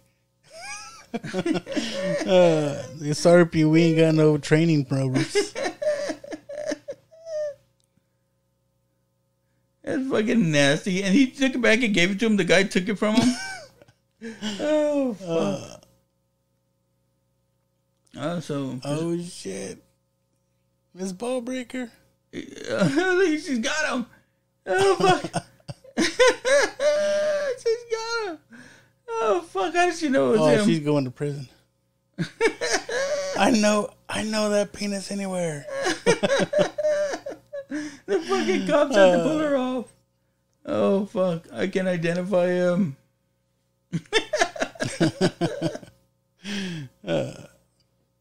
Oh. Fucking not even a minute in, bro. Uh-oh. Bringing him back for seconds. He looks to the camera. Breaking the fourth wall. I never noticed that. He was the first Jim, bro. That had to have been one of the first ones. It's a crazy fucking movie. That is, but man, I don't remember Porky's 2. Like, I want to go in there and watch it now. Yeah, well, yeah. I don't remember. I remember Porky's 2. I want to say it's the thing with the Ku Klux Klan, and then I don't remember the exact story, but then Revenge is they're trying to, I think, set up one of their basketball games to shave points or some shit like that, and it becomes a big kind of scheme type of thing. We may need to do a follow up with part 2. Yeah, I'm sure we'll touch it one of these days.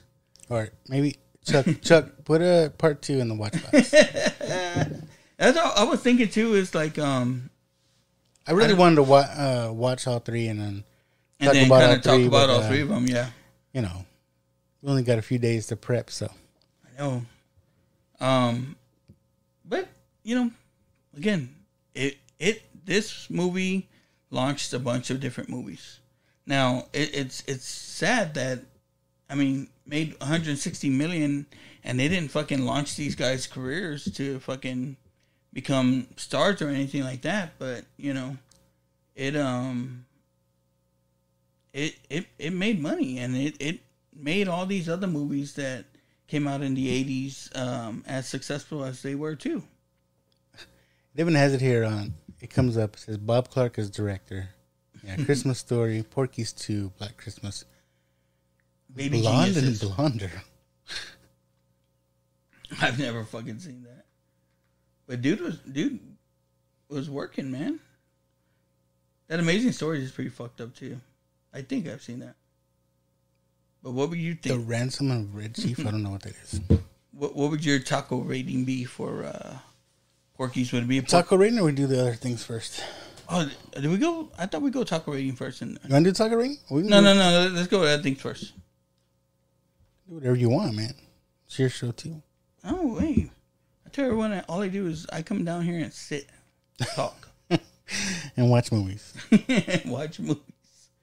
All right, let's talk about Porky's.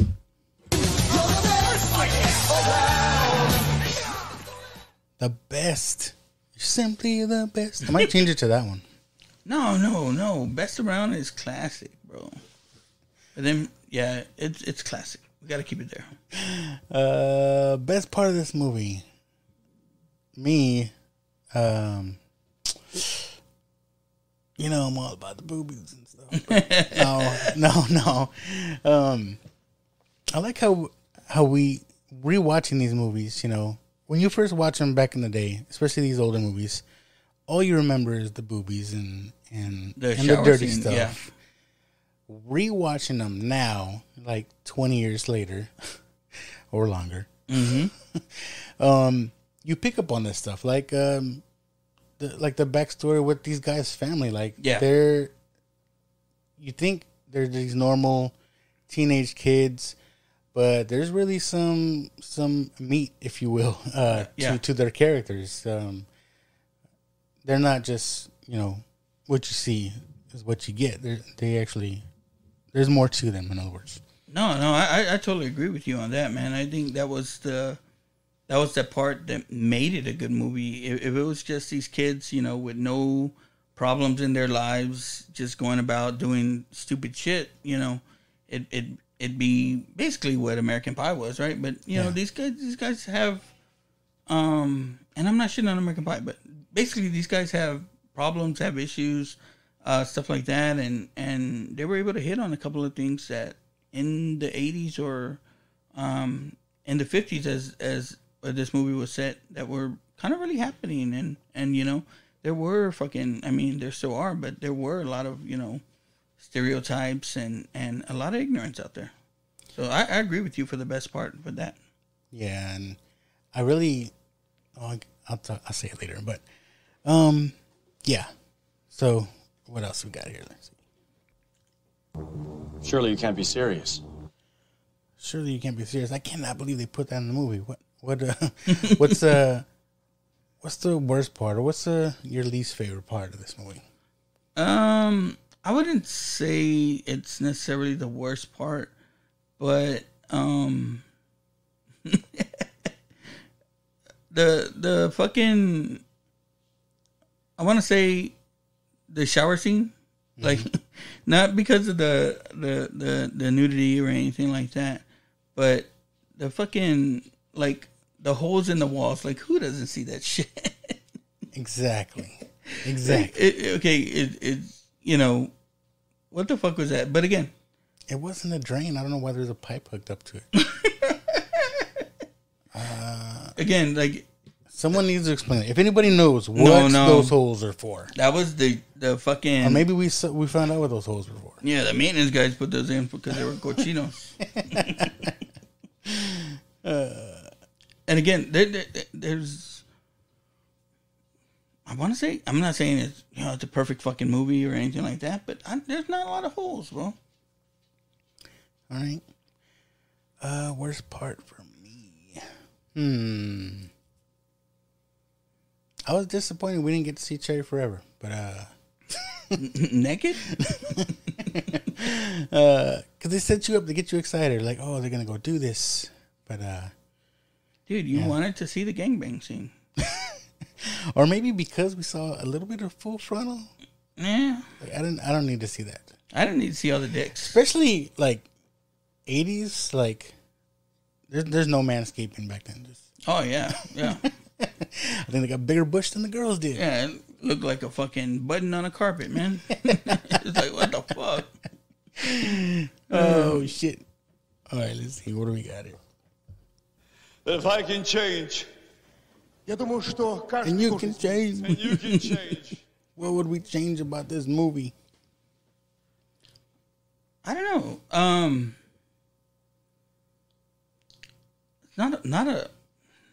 God damn! I gotta say, like, it is a classic. And it is classic. I'll get into it a little bit. Yeah, I mean, you know, say they updated it, and that the only thing I would say is that, like, you want a new Porky's, like a new Porky's, which I wonder if the cast there's a is movie still that I saw called Porky's that was supposed to be a relaunch, but it wasn't what it was. I haven't seen it or nothing like that, but I'd like to see like an updated movie like this, like with, you know, You want a new teen movie? yeah, like a new teen Like movie. I said, I could be wrong, but I don't think there has been any lately. No, and I want it rated R, and I want It's all superheroes now.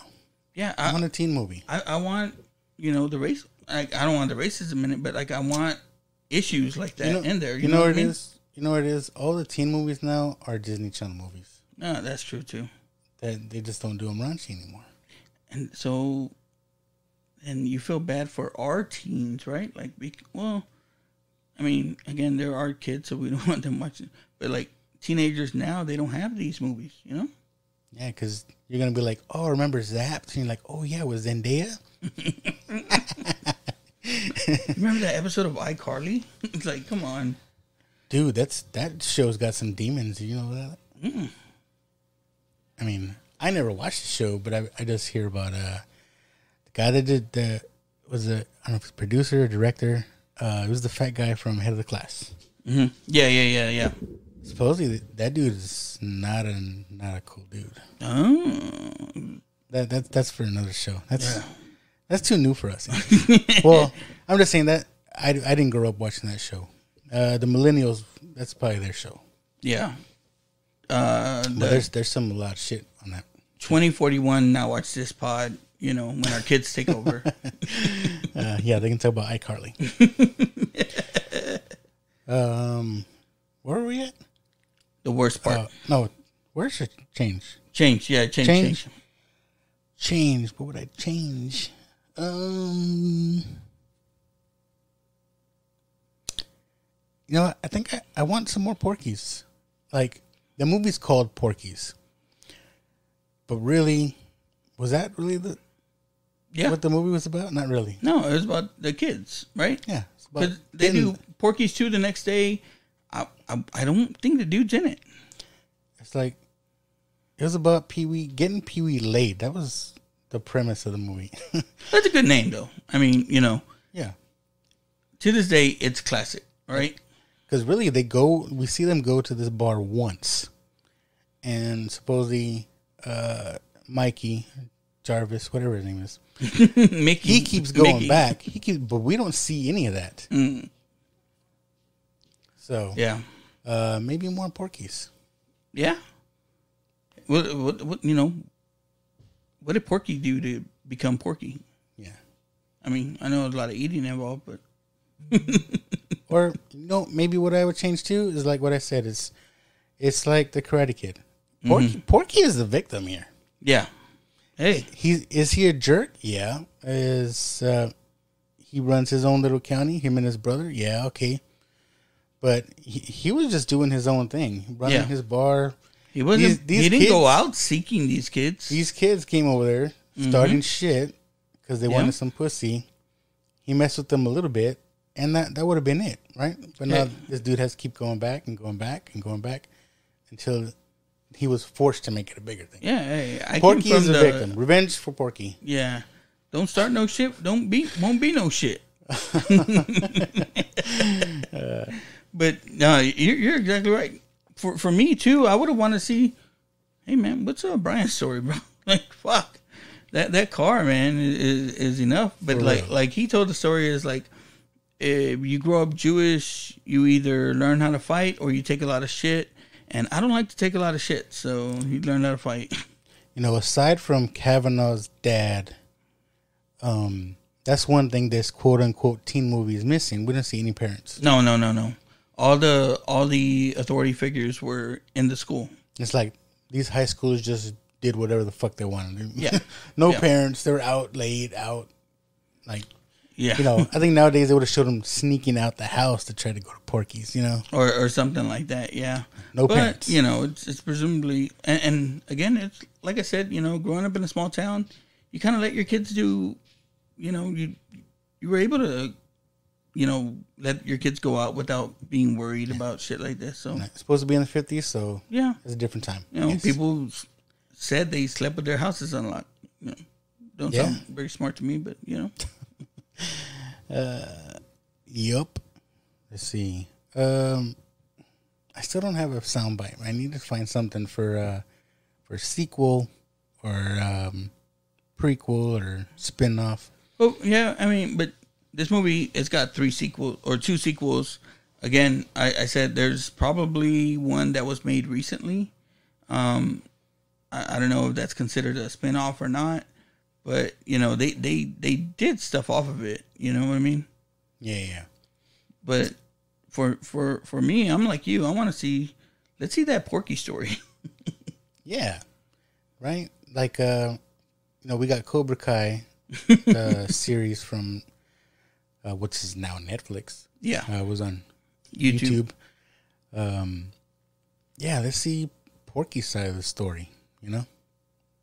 I wonder if he's still around. You think he's dead now? I think that guy's dead. Probably. I could be wrong. But. He didn't look very healthy. Now, taco rating. So, I kind of wanted to... I was holding my opinion here, but I wanted to talk about...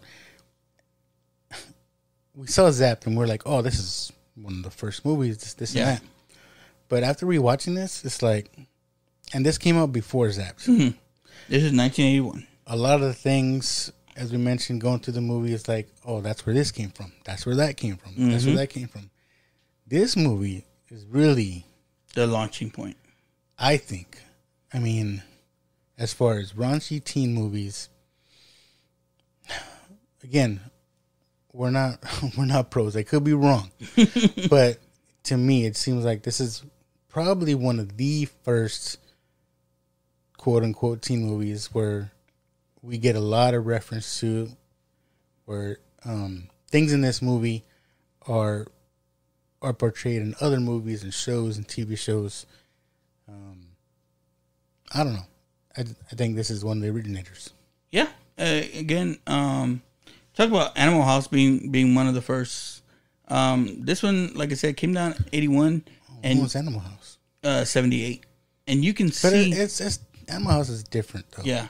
But you could see how this one launched other movies. Like you said, you could see its influence in movies that came after it. And like I said, I keep mentioning the box office is when a movie moves the needle that much, it's gonna spawn. In 1981? Yeah, in 1981, it's gonna spawn, a bunch of other people trying to do the same thing, trying to make that same jackpot. So,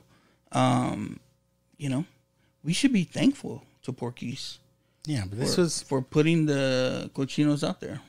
I mean, this is basically, like I said, the point was trying to get Pee-wee laid, which is pretty much the plot of American Pie. That dude wanted to get laid. Yeah. And then, like a lot of other movies, like that's the whole main premise. There's other stuff going on, but I don't know.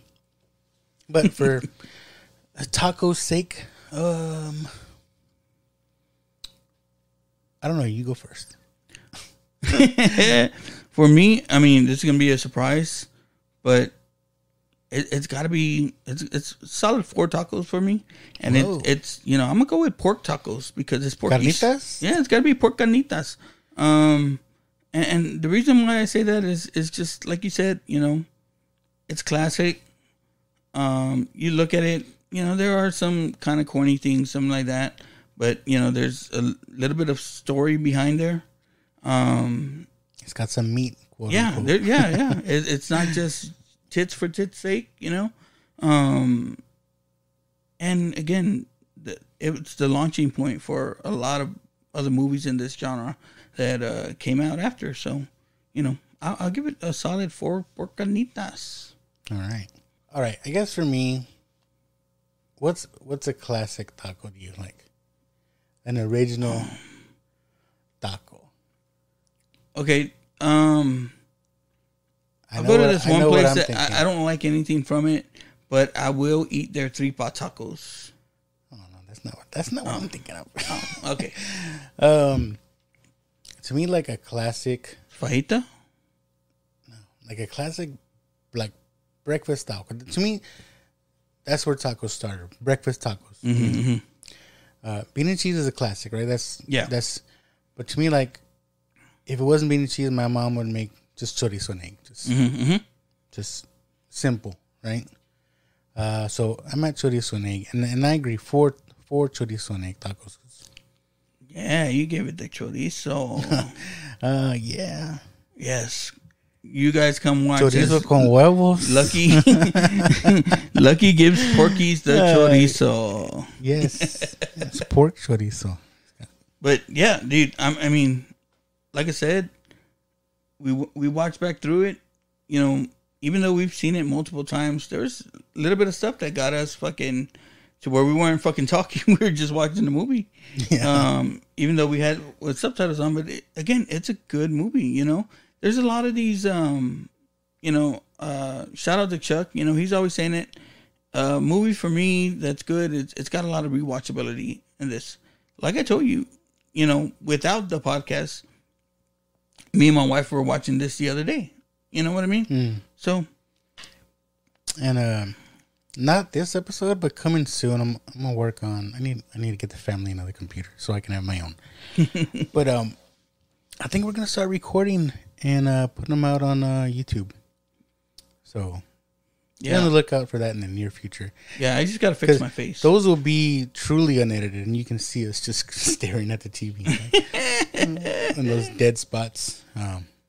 I edit those out a little bit before I put the audio out, but he edits out a lot of my ums and uhs, even though you still hear a lot of them.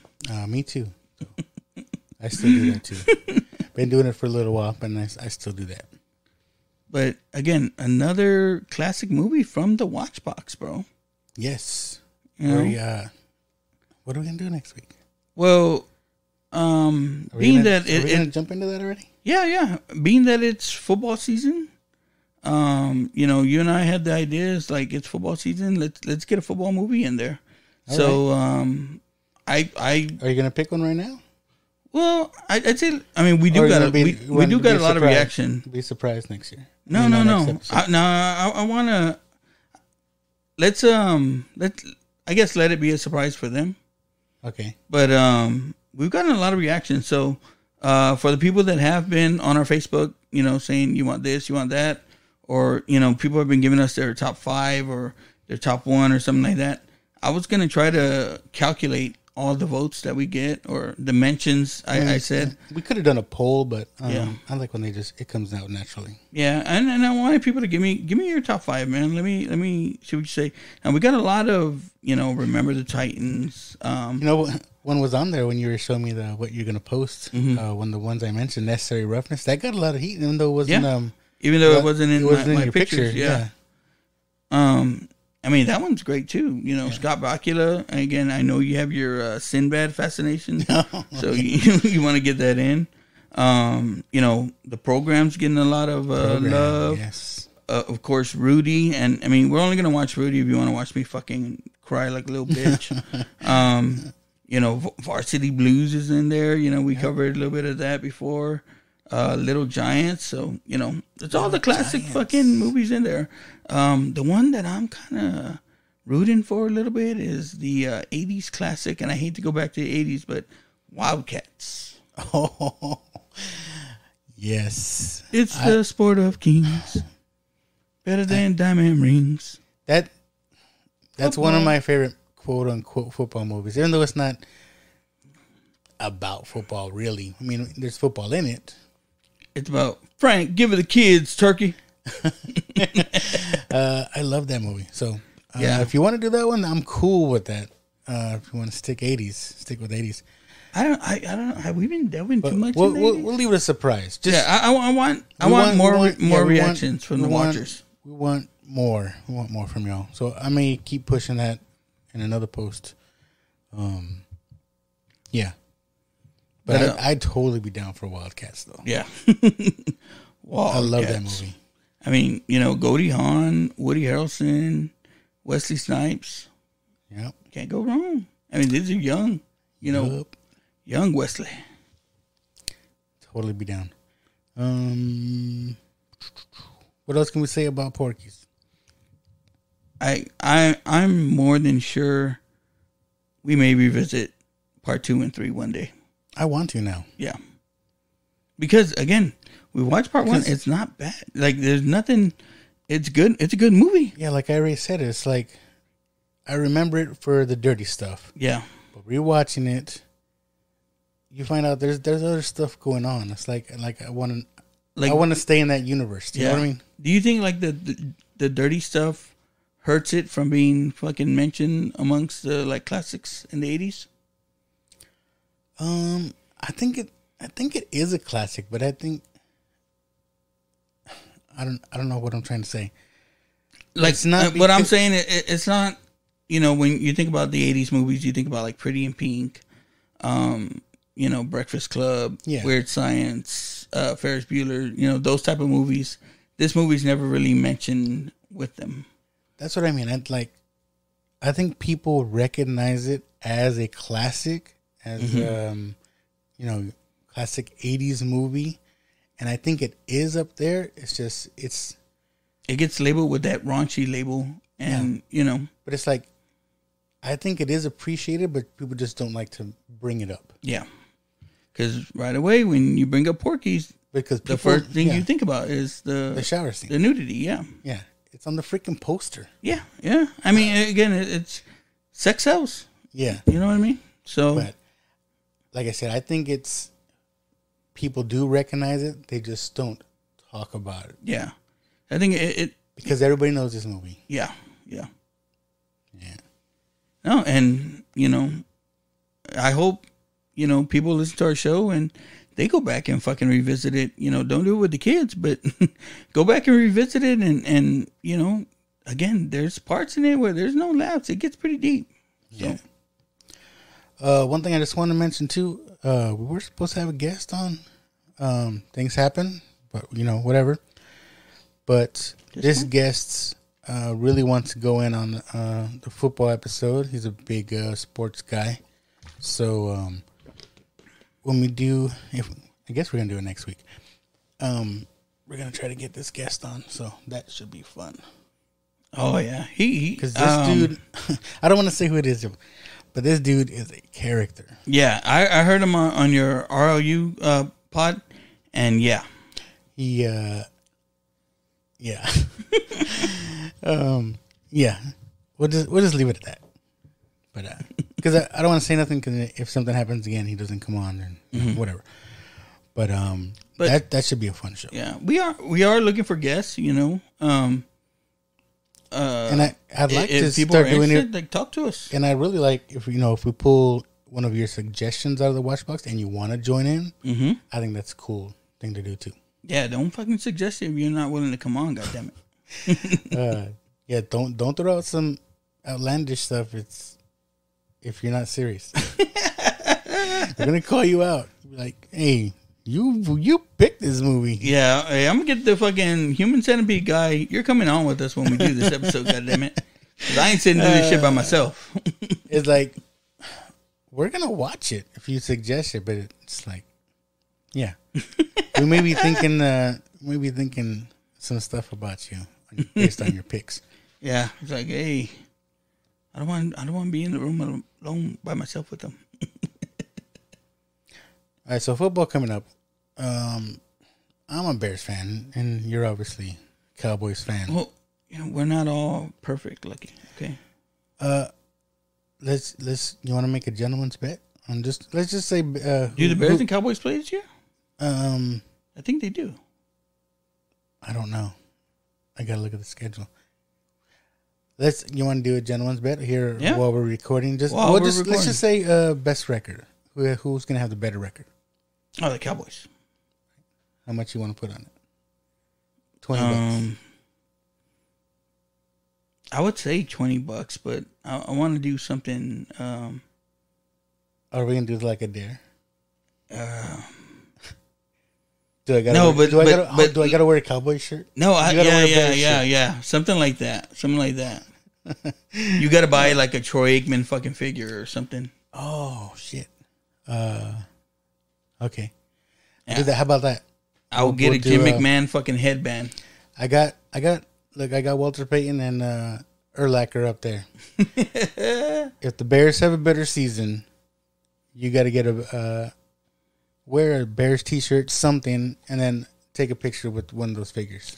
If the Bears have a fucking better season, luck, I'll wear a Jim McMahon headband and I'll sing the Super Bowl fucking shuffle. Oh shit! Yes, I'm not going that far, but if you want to do that, okay. But Cowboys have a better record, which they will.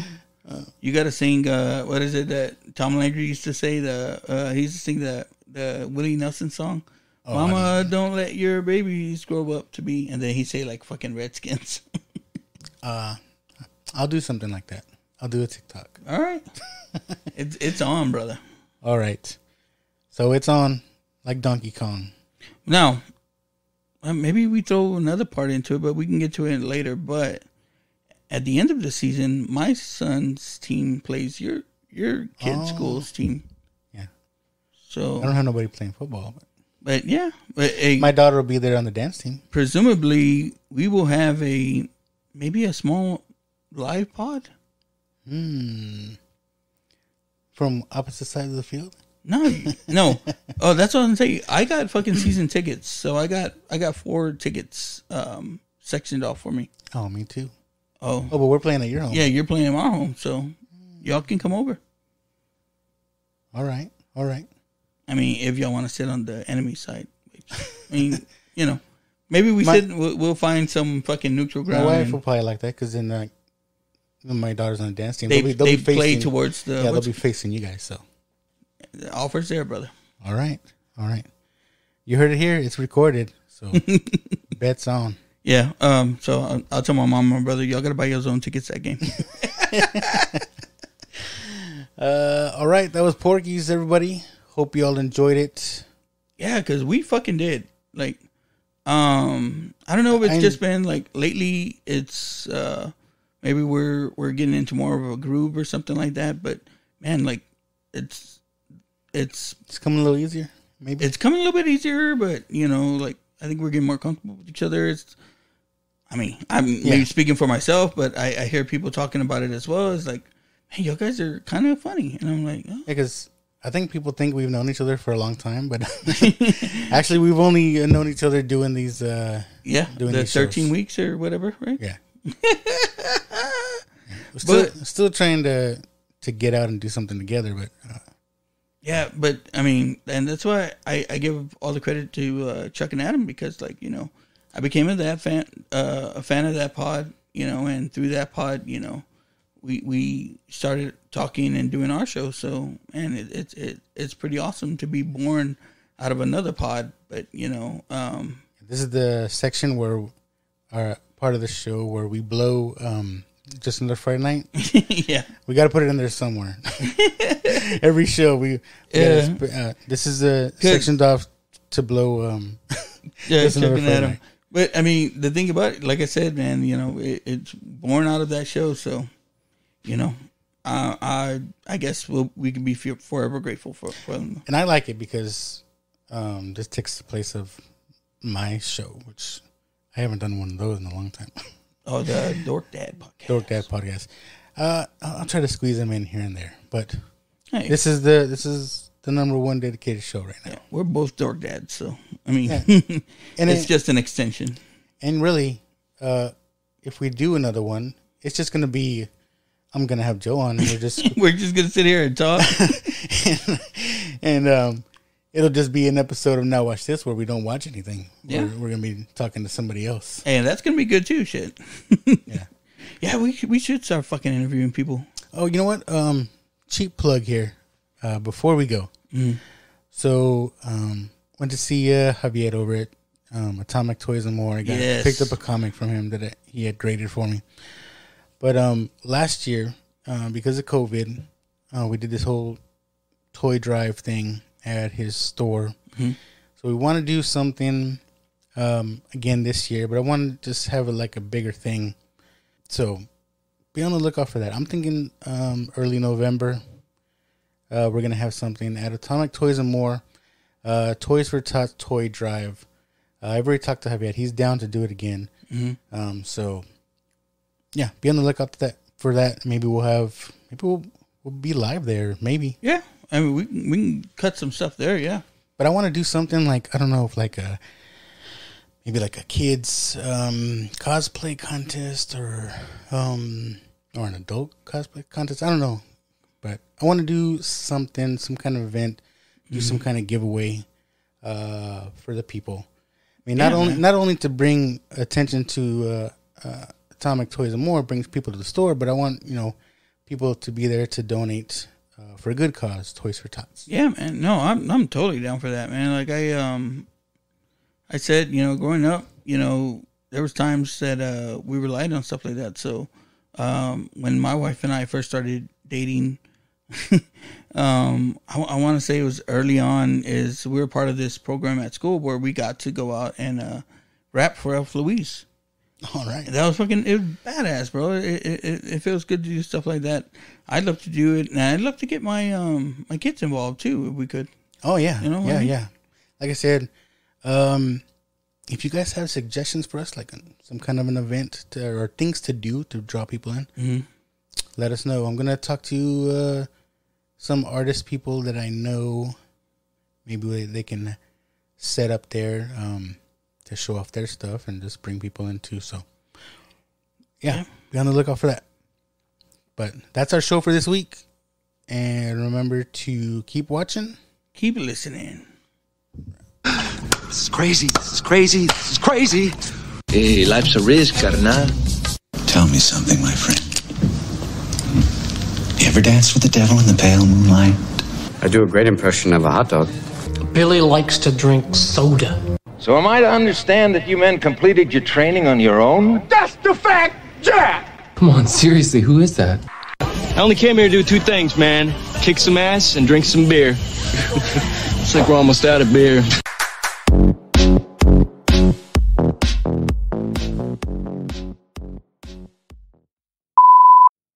Yeah, we're gonna start early with this one, right? Or no, it's only an hour and 38. I started watching it, but I didn't finish it all the way through. So I did too. I don't remember the ending, but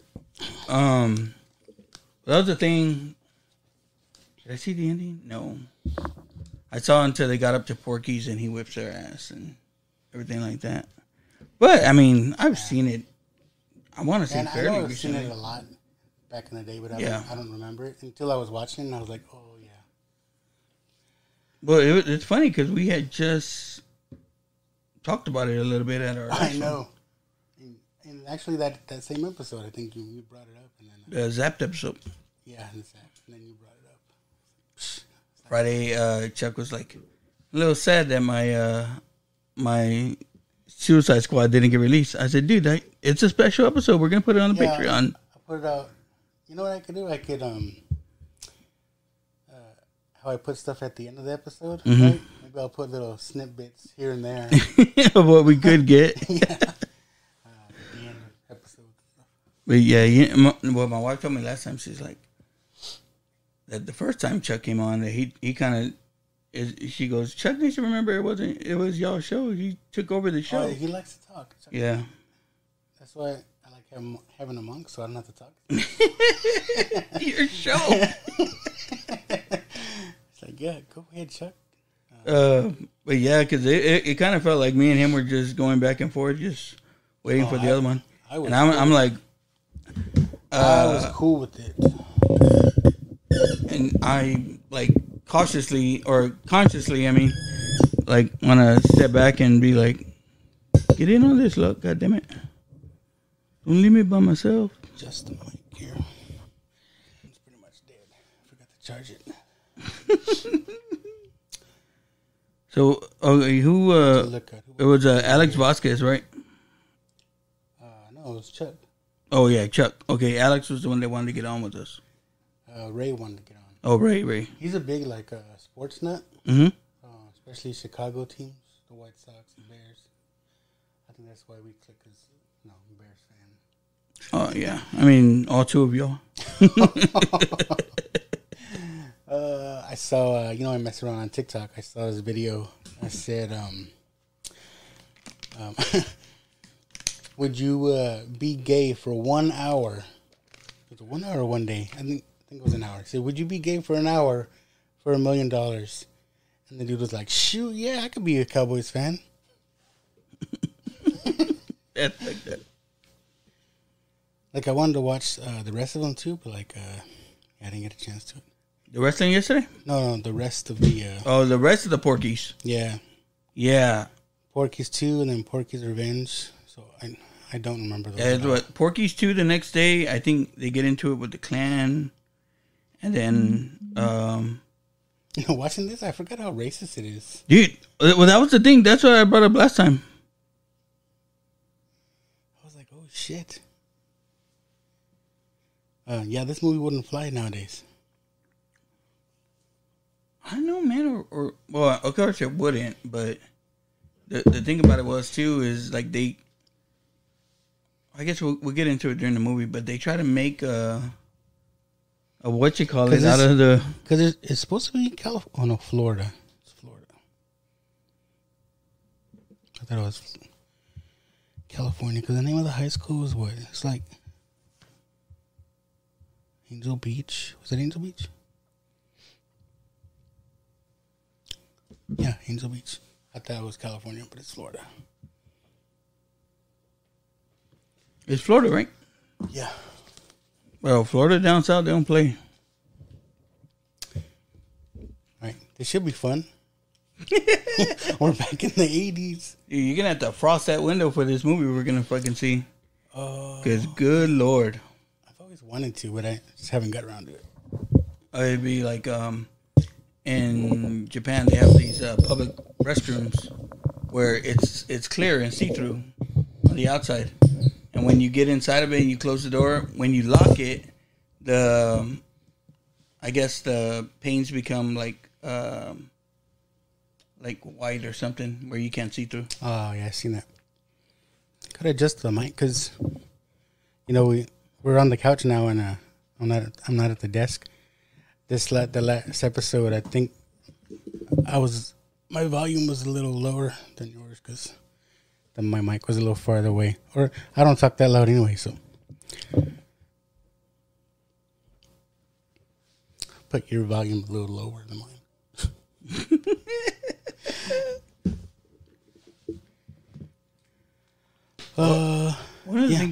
My daughter needs the laptop. I was gonna record it, but oh, you're good. Oh, wow. Hey, I'll still figure it out. Because then she didn't make that grade, we'd be like, what the hell? That's another thing I wanted to mess with the whole recording the shows so we can put them on YouTube. This will be on the screen, right? And then that's badass. And then I can put our feed, like whatever we record, like inside that TV. No shit, yeah. So that's what I was gonna work on this week, but. And then like when you say like the website and shit at the end, like it pop up. Yeah, you can do stuff with that program. I just need to learn how to do it. But I wanted this to be the background and then show us like inside that TV. But should be neat. Fucking, I got home from work today and I was like, I need to make my notes. And I didn't get to it all. I was just like, I got home, my wife was cooking already. And a movie that I really like, and I don't know why it like popped up on my feed, but I think because I've been following like a lot of 80s stuff lately, I guess because just what we've been watching. We've been on that 80s hit, man. And whatchamacallit, Crossroads popped up. You ever see Crossroads? With not Britney Spears. Oh fuck no! Yeah. With Rob Macho. Yeah. You ever see that? Yeah, with the old blues guy. Yeah, Steve Vai at the end. Yeah. So it popped up and it popped up and it brought this like YouTube video talking about like a bunch of things you didn't know about that movie. Mm-hmm. Like supposedly there's like a whole bunch of deleted scenes and stuff that they didn't make the movie, but it was really good. So I don't know. I just thought that was interesting when we can find that stuff somehow. It was never released, all that extra stuff. I've been on for the most part, if I got my earbuds in, I'm listening to podcasts, but lately, like, especially at work, because it's been so loud and so crazy lately, it's hard to have a podcast on while I'm walking the floor or anything like that. Yeah. You're not supposed to, but, so, it's like, are those earplugs? No, No, it's so that I can hear my phone when you call me, bro. Well, like, because, you know, we have our that's why I carry around too, because I got my regular and my work phone. But lately I've been listening to music, man. Just getting back into different music and different artists. And I mean, for me, it's nothing new, right? You listen to a lot of the same old stuff. But I think when I was listening to when I watched the Suicide Squad movie the other day, they had a real good soundtrack, and I like the lead song that came on it. And then I find out it's like from the 70s or some shit like that. So then I go fall down that rabbit hole and check that one out. And it just led me to listen to more music. And then this weekend, like, my wife and I, it's rare we go out. And then, you know, now with stuff kind of kicking back up, I guess, you know, it's going to be even rarer. But we wanted to chill at home, so got some snacks and everything, and we chilled home Friday night and listened to some music, you know, mostly on YouTube. But what we used to do was we used to have the Rock Band 3, the big ass, and she can do the guitar, man, and I just sit there and sing, and we'd get drunk all night, fucking just me and her playing video games together. But, you know, it was cool. That's awesome. Yeah, and that's all we did the other night. We were, you know, we were driving around, like I said, getting some stuff, and Eminem popped up, "Without Me." Remember that song? I don't know. Yeah. And me and my wife were reminiscing because when the kids were little, we had an Xbox. So the it had to been the 360. Probably the 360. Or the original black motherfucker. I don't remember. Remember that big black one with the X on it? Yeah. That was like the first one. But there was a game we used to play. I want to say it was called Sing It, maybe. Where it actually had like music videos, right? And yeah. You'd sing along, right? Yeah. And me and my wife were arguing, like, remember I used to beat you at that song? And they're like, no, I beat you. And it was fun. Those are good times. Yeah. I mean, dude, we were the same way. We did like the Beatles rock band. Then I think Metallica released a game on there. We did that one. And we used to just do all kinds of fucking music. But the reason I was bringing it up is because I was like, man, we should do a music movie episode. Yeah. I was just thinking about when you were talking. It was like maybe movies about music or bands or stuff. Or about musicians, right? Or movies with the best soundtrack. Maybe we could do both. Yeah. But, because you think about it, like there's a lot like of the Rockstar. You ever see Rockstar? Yeah, there's a lot of what is it, autobiographies or whatever the fuck. Like, you know, La Bamba or Walk the Line, Ray, and those are all like really, really, really good movies. Or Selena. Yeah, you know, I think anything for Selena. Being that half of it was filmed here. Do you remember that? I don't. I remember it being... Was it here or in Corpus? It was here in San Antonio. Well, they filmed some in Corpus too, but they filmed a lot here in San Antonio. And I remember... They filmed the whole... like the opening sequence when she's supposed to be at the Astrodome. That was here at Alamo Dome. Yeah. I remember that, yeah. I remember them filming that and it being like a whole thing downtown. But the big thing I remember, like Jennifer Lopez is famous for her fucking ass now. Yeah. Back in the day, it was like she still had to wear padding, I think. Yeah, back in the day, it was like, dude, that's not fucking... Selena's got a better ass than that, you know? This little skinny bitch ain't gonna fucking cut it. And then, you know, Jennifer Lopez has gone on to become what she's become and everything like that. But, yeah, I remember that being an issue. I haven't seen the Netflix show. My wife and my daughter have, but that girl's even skinnier. That girl from The Walking Dead. The Walking Dead girl? I was like, man, they really had to pat her ass. She can't do the washing machine. You ready to get started? I'm ready, bro. We probably could have used a lot of this, but oh well. I'll put it at the end. Well, I figured you were recording. No, I'm recording. I always try to hit record when you walk in, just so you can catch whatever. As soon as I walk in the studio, I know I'm on. I'm like, hey, watch what you say. I need some of that stuff on the end because Chuck says he likes the stuff at the end. Yep. Chuck? I haven't really been tweaking it that much. I just kind of just throw it on there just because of time. But. Oh, it's cool to hear Homeboy. You said Homeboy said he listens. So I'll give him a shout out, Ernesto, my dog. Ernesto. If he listens all the way at the end, he'll hear this. Ernesto. Okay, if you're listening, we won't say his last name, but if you're listening, man, you're cool, man. All right. Yeah. Because I'm not saying we're enemies, but like we kind of go at it a little bit at work, but he's a VTEX guy, right? Yeah. Oh yeah, if you work, I used to work with Ernesto. I understand. Shit. But he's cool. Work is work. We got to do what we got to do. Yeah. Now, in the position he was in when I was working with him, he taught me a lot of what I knew. And then we worked kind of side by side a lot, but never really on the same project. So we never really butted heads. But him and my other friend that comments on our page a lot used to bump heads a lot too. And I used to be in the middle of both of them, like, calm down, girls, calm down. Both good people, man. Yeah. Well, we all got a job to do, so. Yeah. Nothing personal. No. Yeah, let's do it.